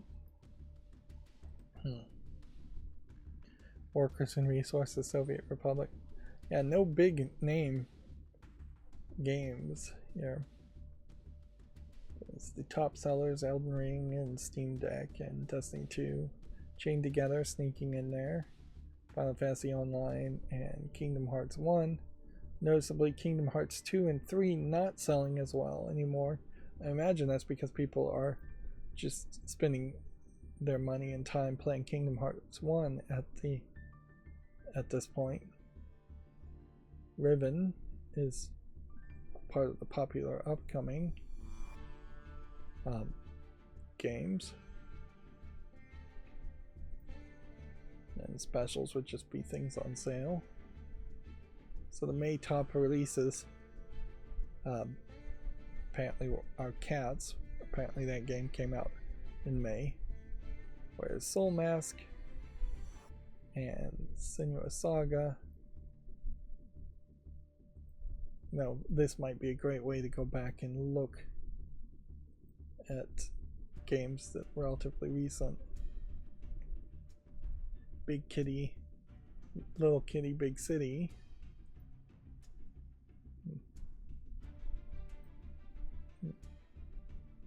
Nothing particularly amazing. Valve Index VR being squeezed down here with the games. And that's about it.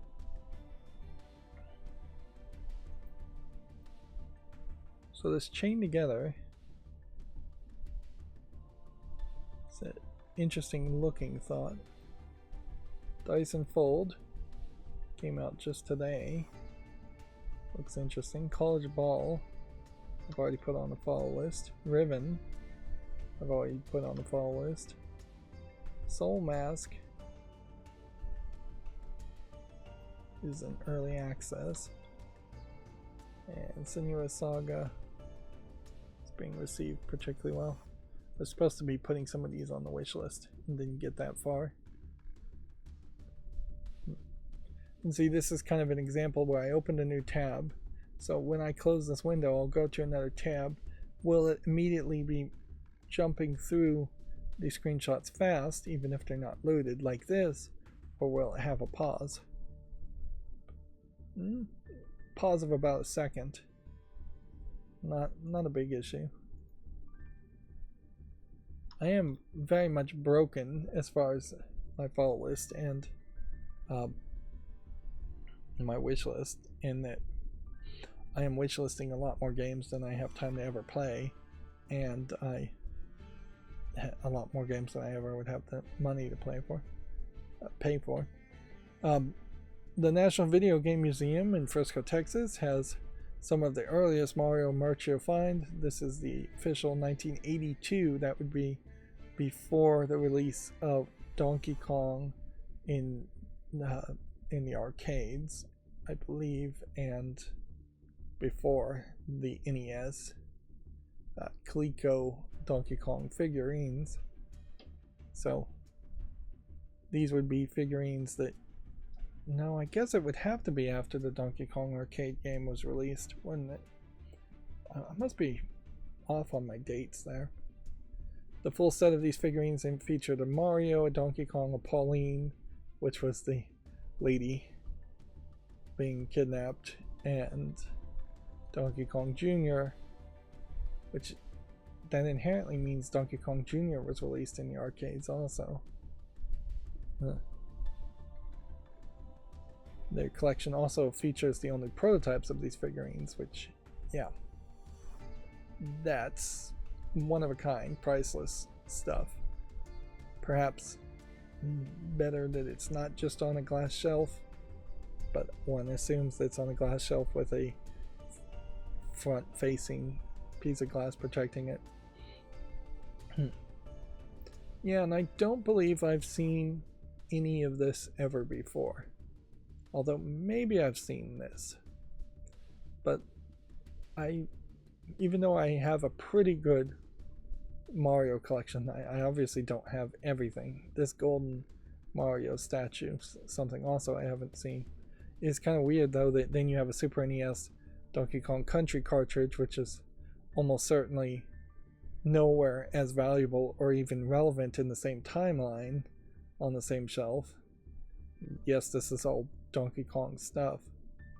You can see how drastically the original depictions of Mario differ from what Mario eventually became. I think Mario has gold buttons now, and he has only 3 fingers and a thumb instead of 5 fingers, and a mustache, and the eyebrows, and the roll of hair all feel different. The nose is much smaller, much more human on that. Pauline, not depicted very much at all other than in her pixely form, and the art on the side of the box, which this is exactly what this was. So that's different.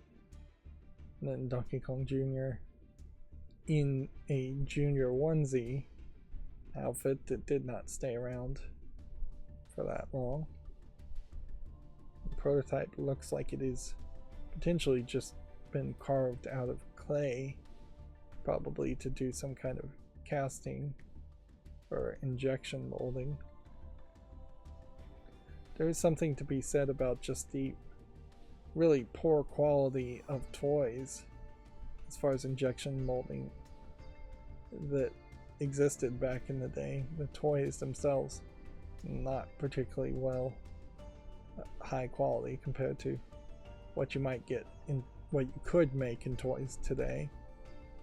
You still probably would get pretty cheap ones, but certainly that is something. They have a double tweet here reposting themselves.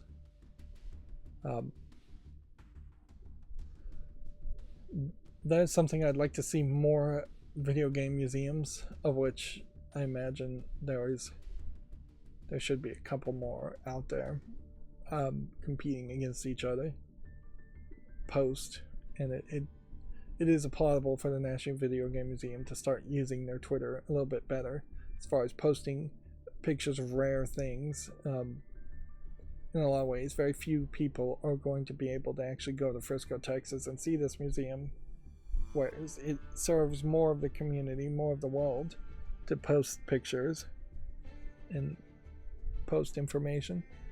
Here we can see what Mario more traditionally looks like in this big statue. Big blue eyes, giant nose, single mustache that connects at the bottom, gold buttons.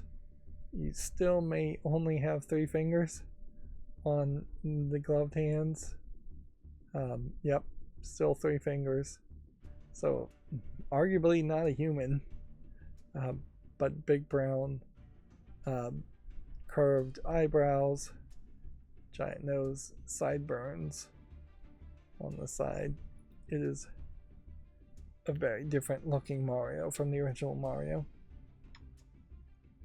Let's see. Limited Runs Games had their announcement, Limited Run Games 3, 2024. I wonder if LRG3 is always the name of it, and so next year it will be LRG3 2025. I imagine that's true. I imagine that it is supposed to be an E3 competitor, which we definitely have seen. What's happened to E3 at this point is that it has just been split up into several different announcements that all happen too close to each other, but it definitely is a case where it's not just one Microsoft Direct and one PlayStation Direct and one Nintendo Direct. There's a lot more companies announcing smaller amounts of games, giving them a little bit more time to shine. Overall, I still think these presentations should be split up even smaller, because 20 new games is just too many to talk about, and it really just highlights how, of the ones to talk about, there's only a couple, like Beyond Good and Evil and Lollipop Chainsaw and the Star Wars Dark Forces remaster, and some of these others are kind of intriguing, but they're not the big news.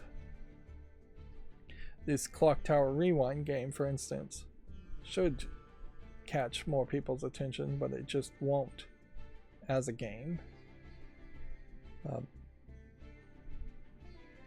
guess we haven't heard of a new Leisure Suit Larry game in a long time. I don't know why I just thought of that, but yeah. It's probably about time that they try to announce yet another one. I think the Leisure Suit Larry games in particular probably should rush to release as soon as something like Baldur's Gate 3 comes out that has full-on nudity in it, because then you can dodge some controversy, if there is really any controversy to even try to avoid.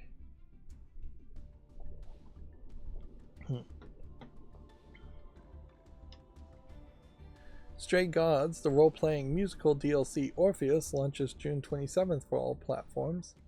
Pretty sure this is older news. Yeah.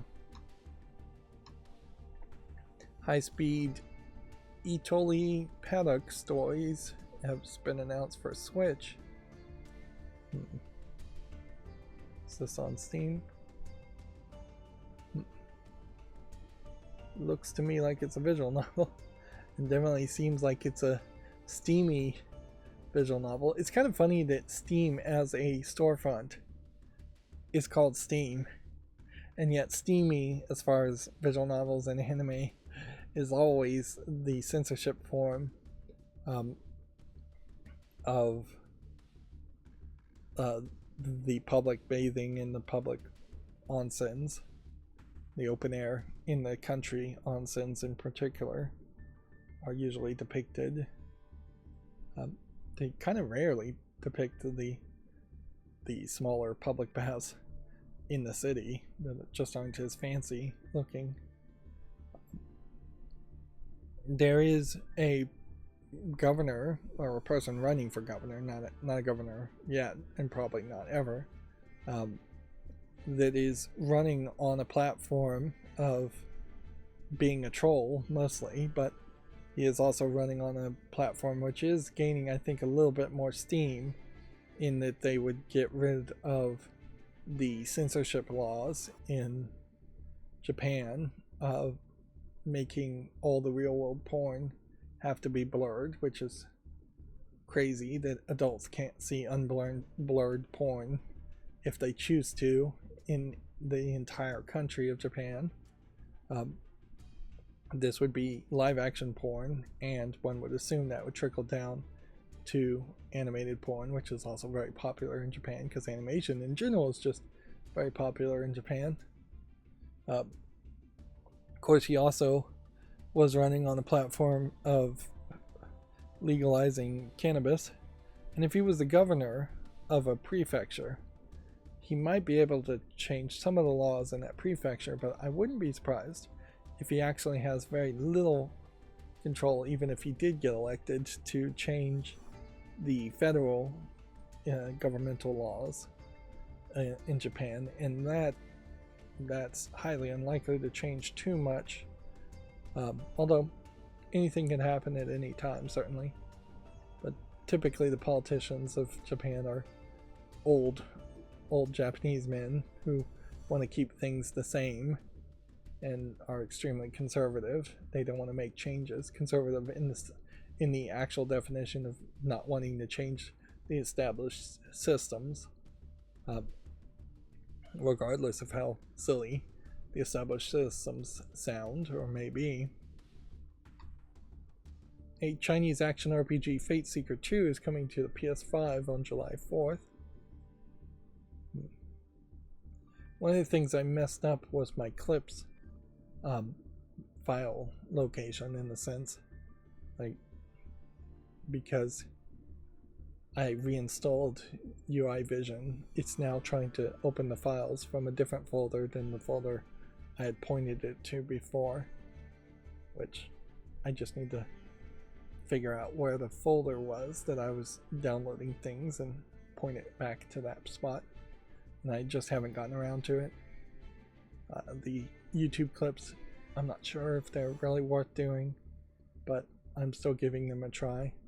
And that's really just me making clips. As far as expanding it to chapter markers, I haven't made any progress on that.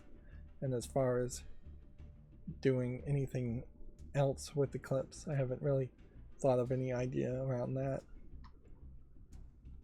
Power Wash Simulator DLC Alice's Adventure Special Pack launches July 2nd. Now, the weirdness here, still on my UI Vision macros, is that stuff that we just went through was in one window, but then the macro also opened things in a new window where it should have been opening things. So I am very confused as to why that's the case. It might be Firefox's new process of avoiding duplicate windows, but if that is the case, it's not a good process, because inherently it may be getting rid of duplicate tabs that are on different windows, which, as far as I'm concerned, Firefox, when I open a new window, that's a whole different session, that's a whole new project. That should not, there should be duplicate tabs there, that they should be allowed. And so I don't know what's really going on there. Unfortunately, I do know what's going on with me, in that I'm once again going to have to take a short break, so I'll be right back. Okay, I'm back. Hopefully I won't need to take a third bathroom break. Alright, so let's go through all the games on Steam here. The fact that I'm still trying to push things forward, I think, is a problem. And see, the whole forward thing's not working, so yeah, the whole move here was to do something different. I probably should be fairly cruel to a game like this that's mixed reviewed in the last 30 days, even if it was 82% overall. But I'll deal with that later. I'm gonna have to figure out a way to deal with games better in general. So inherently, with the gestures, the way they're working right now, I would need to get really good at just kind of moving down fast to close things, which that's not too bad of a deal. where it was just clicking the middle mouse button down at all was closing things before.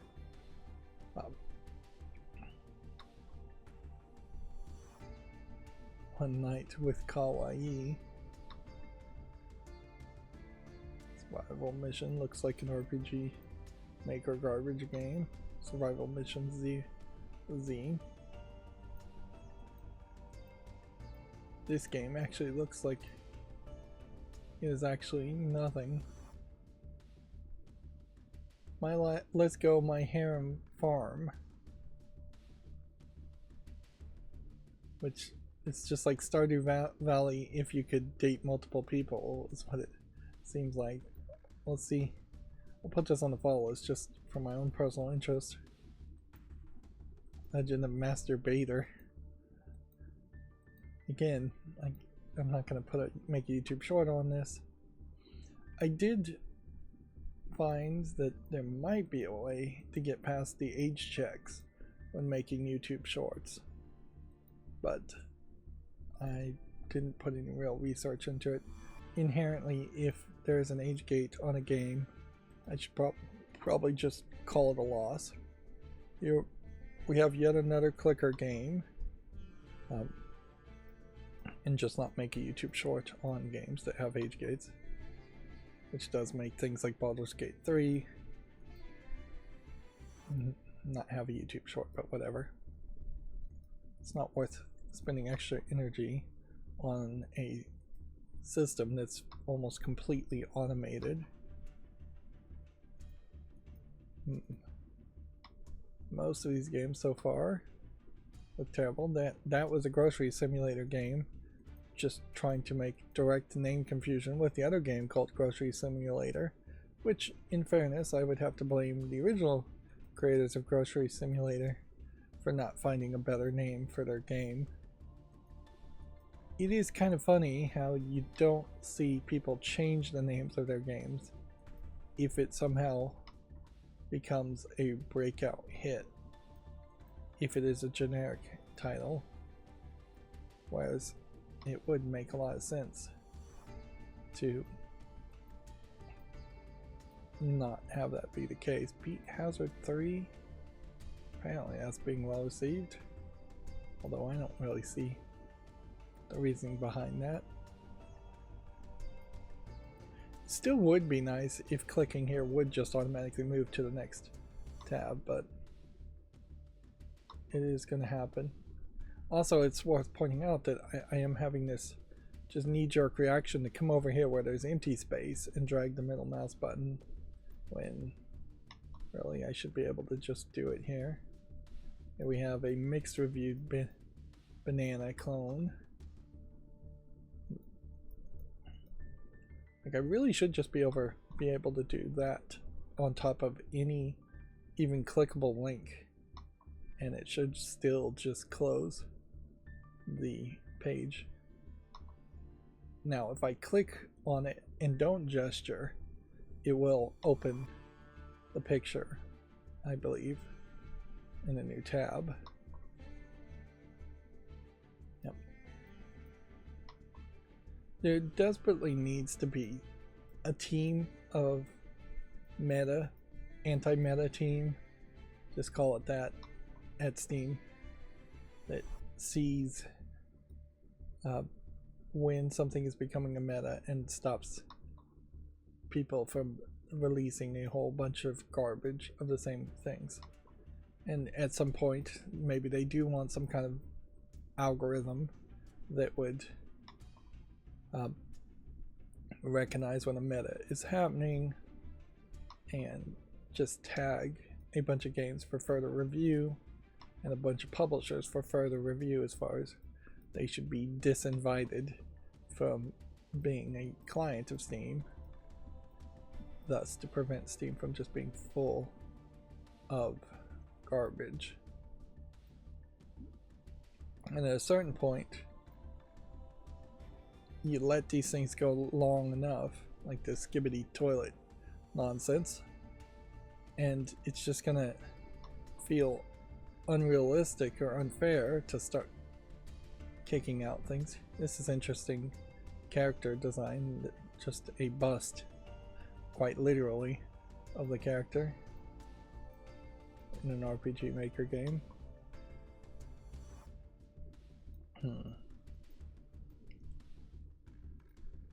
Give that a chance. See, the thing I should do here is I should draw a G, which will bring the settings and gestures up. And let's see. New gesture. If you draw it this way, it won't be perfect. And then command here. Focus left tab. Maybe that's the problem here. Maybe I have this. Exclude discarded tabs. Off.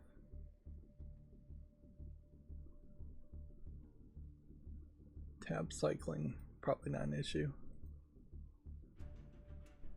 Okay, I think that's the issue here. Is that I need this to do something different. Okay, we can fix that real quick. What had happened is I had made my own, and then I saw that they had already been made, because these aren't the exact these aren't the default functions. I got rid of some of the ones, some of the default functions, just to simplify it. Okay, see how that works now. Yeah, that's exactly what I was hoping I could do. So now I can just go back and forth, and that is going back and forth. So now I can click on something, put it on the follow list, go forward. I can look at this one, see it's already on the follow list, and probably not consider to make a new YouTube short on it. We can close that one, we can close that one, we can close that one, that one. How many times are you actually going to need the gesture to get into the settings by drawing a G? Not that many. So that is also a gesture. It might be worth getting rid of it, although inherently gesturing with a G. The fact that that works at all is actually a little shocking. Give that a YouTube short, because that is definitely something that Myst 5 tried to have, was gestures, and the technology just was not there. That being said, I imagine the gesture detection is as simple as just using a Google gesture identification API now, or some other pre-built gesture identification API, plus also all of the extra circuitry that they have in chips nowadays as far as face detection, gesture detection, voice detection, has added specialized hardware to handle that kind of stuff. Of course, that was the thing also with all of the home speakers, despite the fact that eventually people realized nobody really cares for the home speakers, and they just don't have anything that they're offering other than a bunch of hooks to try and get you to buy more things. But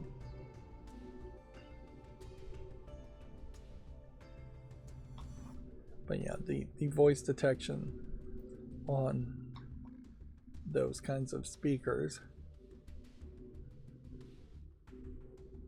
so far so good on this one. significantly better than what you could have done even a few years earlier. Still really not to the point of true casual conversation, though. I have to admit. We aren't really at a point where you can ask a question or have a proper conversation with a automatic voice assistant thing, even if it has some level of AI behind it. Silly Billy. Ridiculous name. I still am very much leaning towards the thought that if somebody's not putting kind of a decent amount of effort into thinking of their name, if they're being silly with the name, I'm probably not going to give it the time of day. Here we have yet another Rethink. Rethink 1 is airing on my channel right now. I don't believe anybody is actually watching it. Rethink always looks very pretty in the screenshots, but still has that weird remaster re-releases of the exact same thing over and over again. Let's see, and then we have some redundancy, it looks like, as far as news goes. Sony has reportedly made cuts to VR development with only 2 titles currently being planned. Miyazaki says he spends 95% of his time directing games. Prominent Nintendo leaker locked their account, although maybe they weren't the ones that locked their accounts after a source was revealed as the employee. Nintendo isn't revealing who is developing the new Mario and Luigi game Brothership. Palworld has seemingly teased the PS5 version. Elden Ring Shadow of the Erdtree has received mixed Steam reviews amidst difficulty and performance complaints. I haven't heard as much as far as performance complaints. Obsidian's Avowed is similar in length to The Outer Worlds, which The Outer Worlds wasn't a super long game, but honestly I think that's the way to go nowadays, is to not make really long games. Make medium length games, slightly over medium length games. Microsoft Flight Simulator has hit 15 million players. The UK retailer Game will reportedly stop selling physical games in store. There's an update to this story from Video Games Chronicle that says Game denies the claims, telling Video Games Chronicle the reporting is categorically not true. Yeah.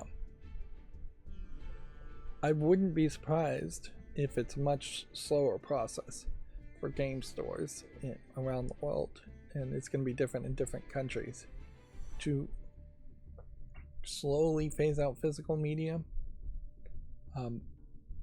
Inherently GameStop falls apart if there's no physical media, because nobody's going to go to a GameStop store to buy a gift card to buy a digital video game, so GameStop just goes out of business. The same is almost certainly true for Game.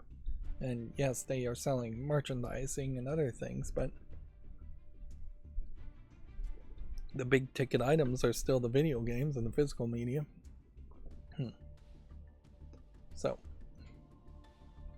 yeah, that seems like a silly report to believe. It is very much more the case that Microsoft and Sony and Nintendo are going to phase out physical media, at which point game stores are going to be in trouble, which they're already in trouble. But if the Microsoft doesn't seem to really get this, if Microsoft goes fully digital, then fewer and fewer people, parents, are going to go and buy Xbox consoles at a store or anywhere. They're just not going to see them. And things being on shelves still is a great way to advertise and sell items. It's slightly different with movies, because movies have been selling for decades, and they've hit a saturation point as far as finding buyers for movies. It's different when you're making new consoles and new games all the time. I couldn't really name a movie that came out in the past 5 years that I feel like I would need a Blu-ray for. because it all just goes to streaming. Speaking of movies, Crunchyroll store emailed me asking me how I was enjoying Robotech. It's still sealed in the box and probably will be for years, if not my entire lifetime, so I have no response to that email, although I definitely have a nasty letter to write as far as how cheaply they packaged the box and the condition of what was supposed to be a collector's edition, allegedly valued at $275. I only paid $75 for it, but yeah. You definitely are not getting $200 worth of swag, and it's not packaged well.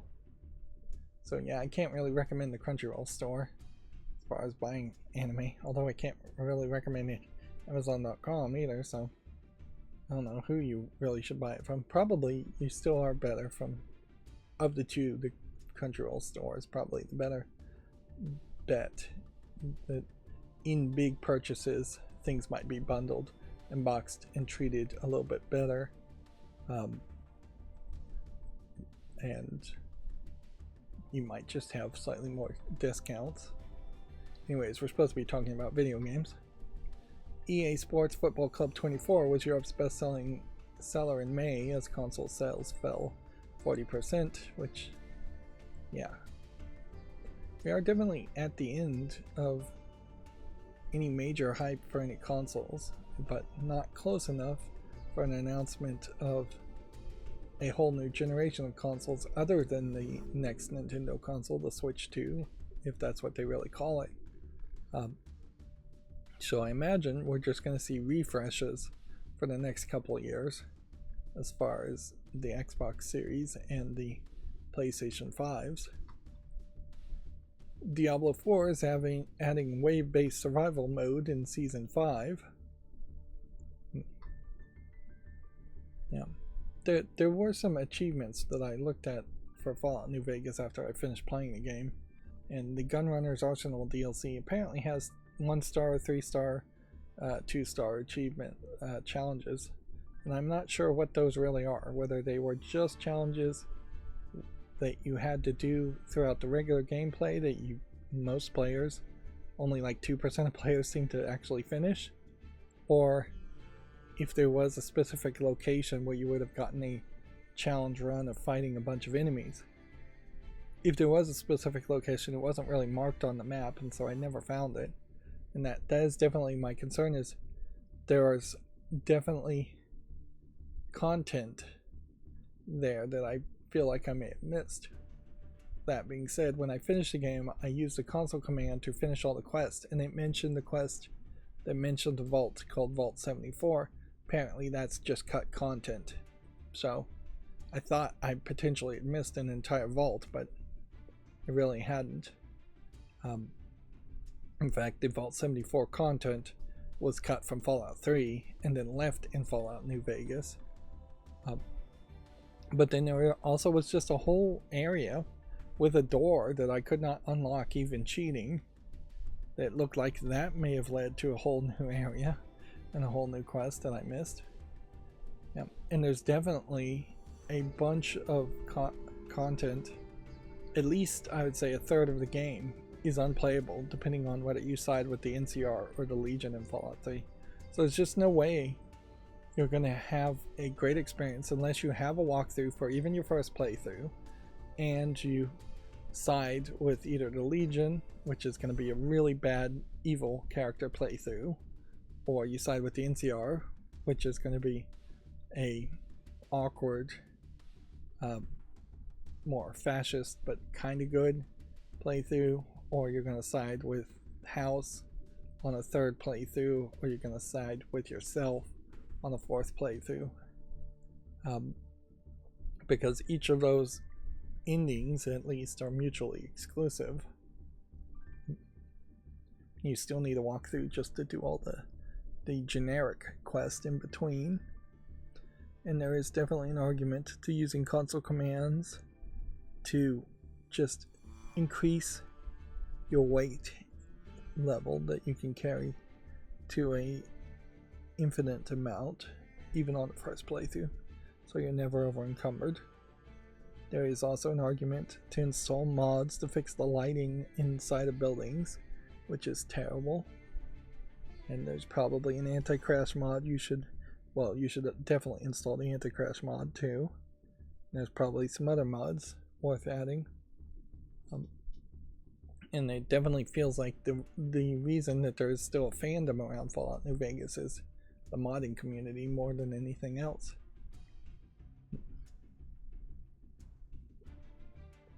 Moving on through the news, Fortnite Reload is a new Battle Royale mode with classic weapons and locations. It is funny how this imagery seems a lot more serious than what you usually see in Fortnite. Now, yes, they still have a fish head character over here, but like none of the guns seem silly. You're not seeing Darth Vader. This highlights what a Fortnite game could have been had they not gone silly with it as far as just crossovers and other characters. But also, it's worth pointing out that Fortnite succeeded very well by going silly with it and adding a bunch of cross-promotional characters and silliness. And yeah, I'm in a weird position here. Here's that screenshot I middle clicked. What's going on? Let me just double check here. I think we may be done. Let's see, how long have we been going? 2 hours and 30 minutes? Yep. This might be in a case very much of the macro being broken. But yeah. It may be a case that nothing happened new because it's Monday also, so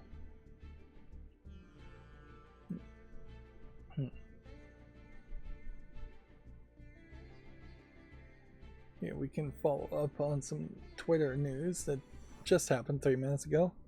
The studio co-founded by Dr. Disrespect has cut ties with the streamer following accusations around his Twitch ban. During a stream today, he suggested he could take an extended break. A Twitch employee, I believe, leaked out the accusation, not really showing any evidence as far as I can tell, but this is also very believable that Dr. Disrespect was private messaging underage people when he was on Twitch, and that's why he was banned from Twitch. Although inherently I'm not even sure if the accusation, because I haven't been paying any attention to this kind of cancel culture internet drama nonsense. I didn't care about Dr. Disrespect before, why would I care now? But yeah, I'm not sure if the allegation was it of an even inappropriate nature, or what was the nature of the inappropriateness, or the level of the inappropriateness there. On the other hand, it's also a fairly believable accusation when Dr. Disrespect walked into a public bathroom in one of the video game conventions with a camera going, streaming, which, while that may have just been an accident, he certainly didn't profusely back down from that.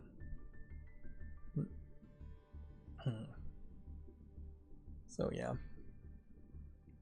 it's kind of, it definitely feels like it's all just water under the bridge and old news.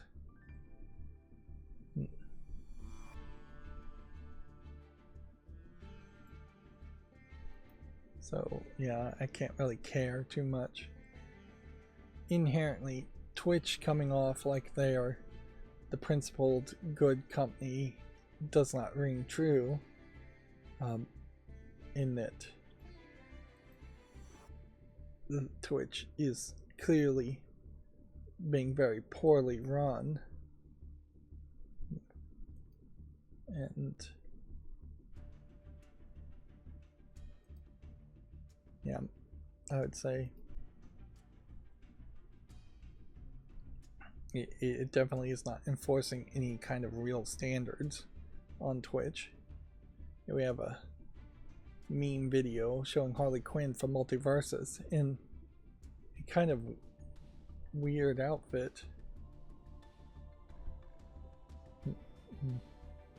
This is showing a Multiverses section.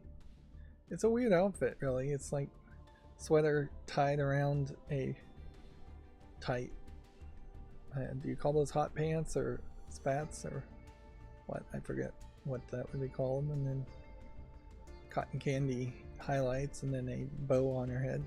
It makes her, particularly from a distance, if you just are looking for a second, not even look really like Harley Quinn. And I would assume this is some kind of Scooby-Doo attack that is the big sandwich. Yeah, at a certain level, I guess if Twitch was turning over a new leaf and trying to be the bastion of moral turpitude, maybe they should start by getting rid of more of the hot tub streamers that are still on their platform, not attacking someone who is no longer on their platform. Here we have YouTube Gaming highlighting 10 years of gaming for someone named Megan Plays, who again I've never heard of, but apparently has 912,000 views. And yeah, that certainly highlights how easy it is to be fairly successful on YouTube and not get any prominence. I mean, what do we really expect though when the YouTube algorithm has been so incredibly poorly designed that it does not promote new channels to anybody, it doesn't promote new channels, big or small, to anybody in any way. Like, honestly, if I was trying to find new YouTube channels, I'd probably go to Reddit and see who submits what there before I try to do anything on YouTube directly. Apparently Terra Nil has a new DLC called Vita Nova. Let's see if there's anything interesting here. It's a free update, it's saying. New world map, new missions, it's saying.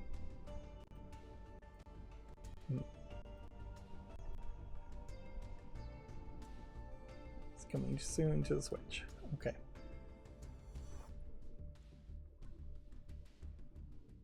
Pio Puro was posted for the first tweet in 431 days saying we are so back.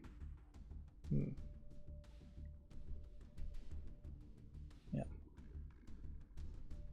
What's funny about the announcement of the Steam Deck being on sale is it just says Happy Monday, which almost feels like they missed Juneteenth to promote the sale, or they decided not to put it on sale starting with Juneteenth. Also, weirdly, not waiting till 4th of July.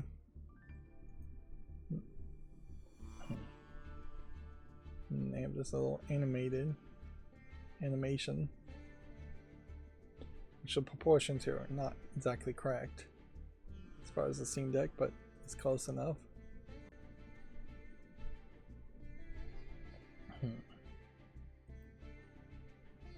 So yeah, there's really only 4 stories here, and I was hoping that the recording would go to 3 hours just to make sure it wrapped around, but it doesn't make sense to sit here for 30 minutes with no new news, or to try to play Yu-Gi-Oh for 30 minutes at the end of the stream. Although inherently maybe I should rethink about doing that, where I jump into the video game news early, even if I am half asleep, and then play Yu-Gi-Oh at the end and talk about big news if that catches my attention at the end. that would be a middle step, certainly, to getting to the point of just not playing Yu-Gi-Oh! At all. Anyways, the few headlines we have here is that the Pal World boss says a Switch version might be hard for technical reasons. He also says his dream is to achieve a true player versus player mode. This is, I imagine, just more information coming out from some interview from the Pal World boss. And then the Dragon Age account had some Q&As, questions from the developer Q&A in big visual picture text, walls of text. Yeah. These seem like silly questions.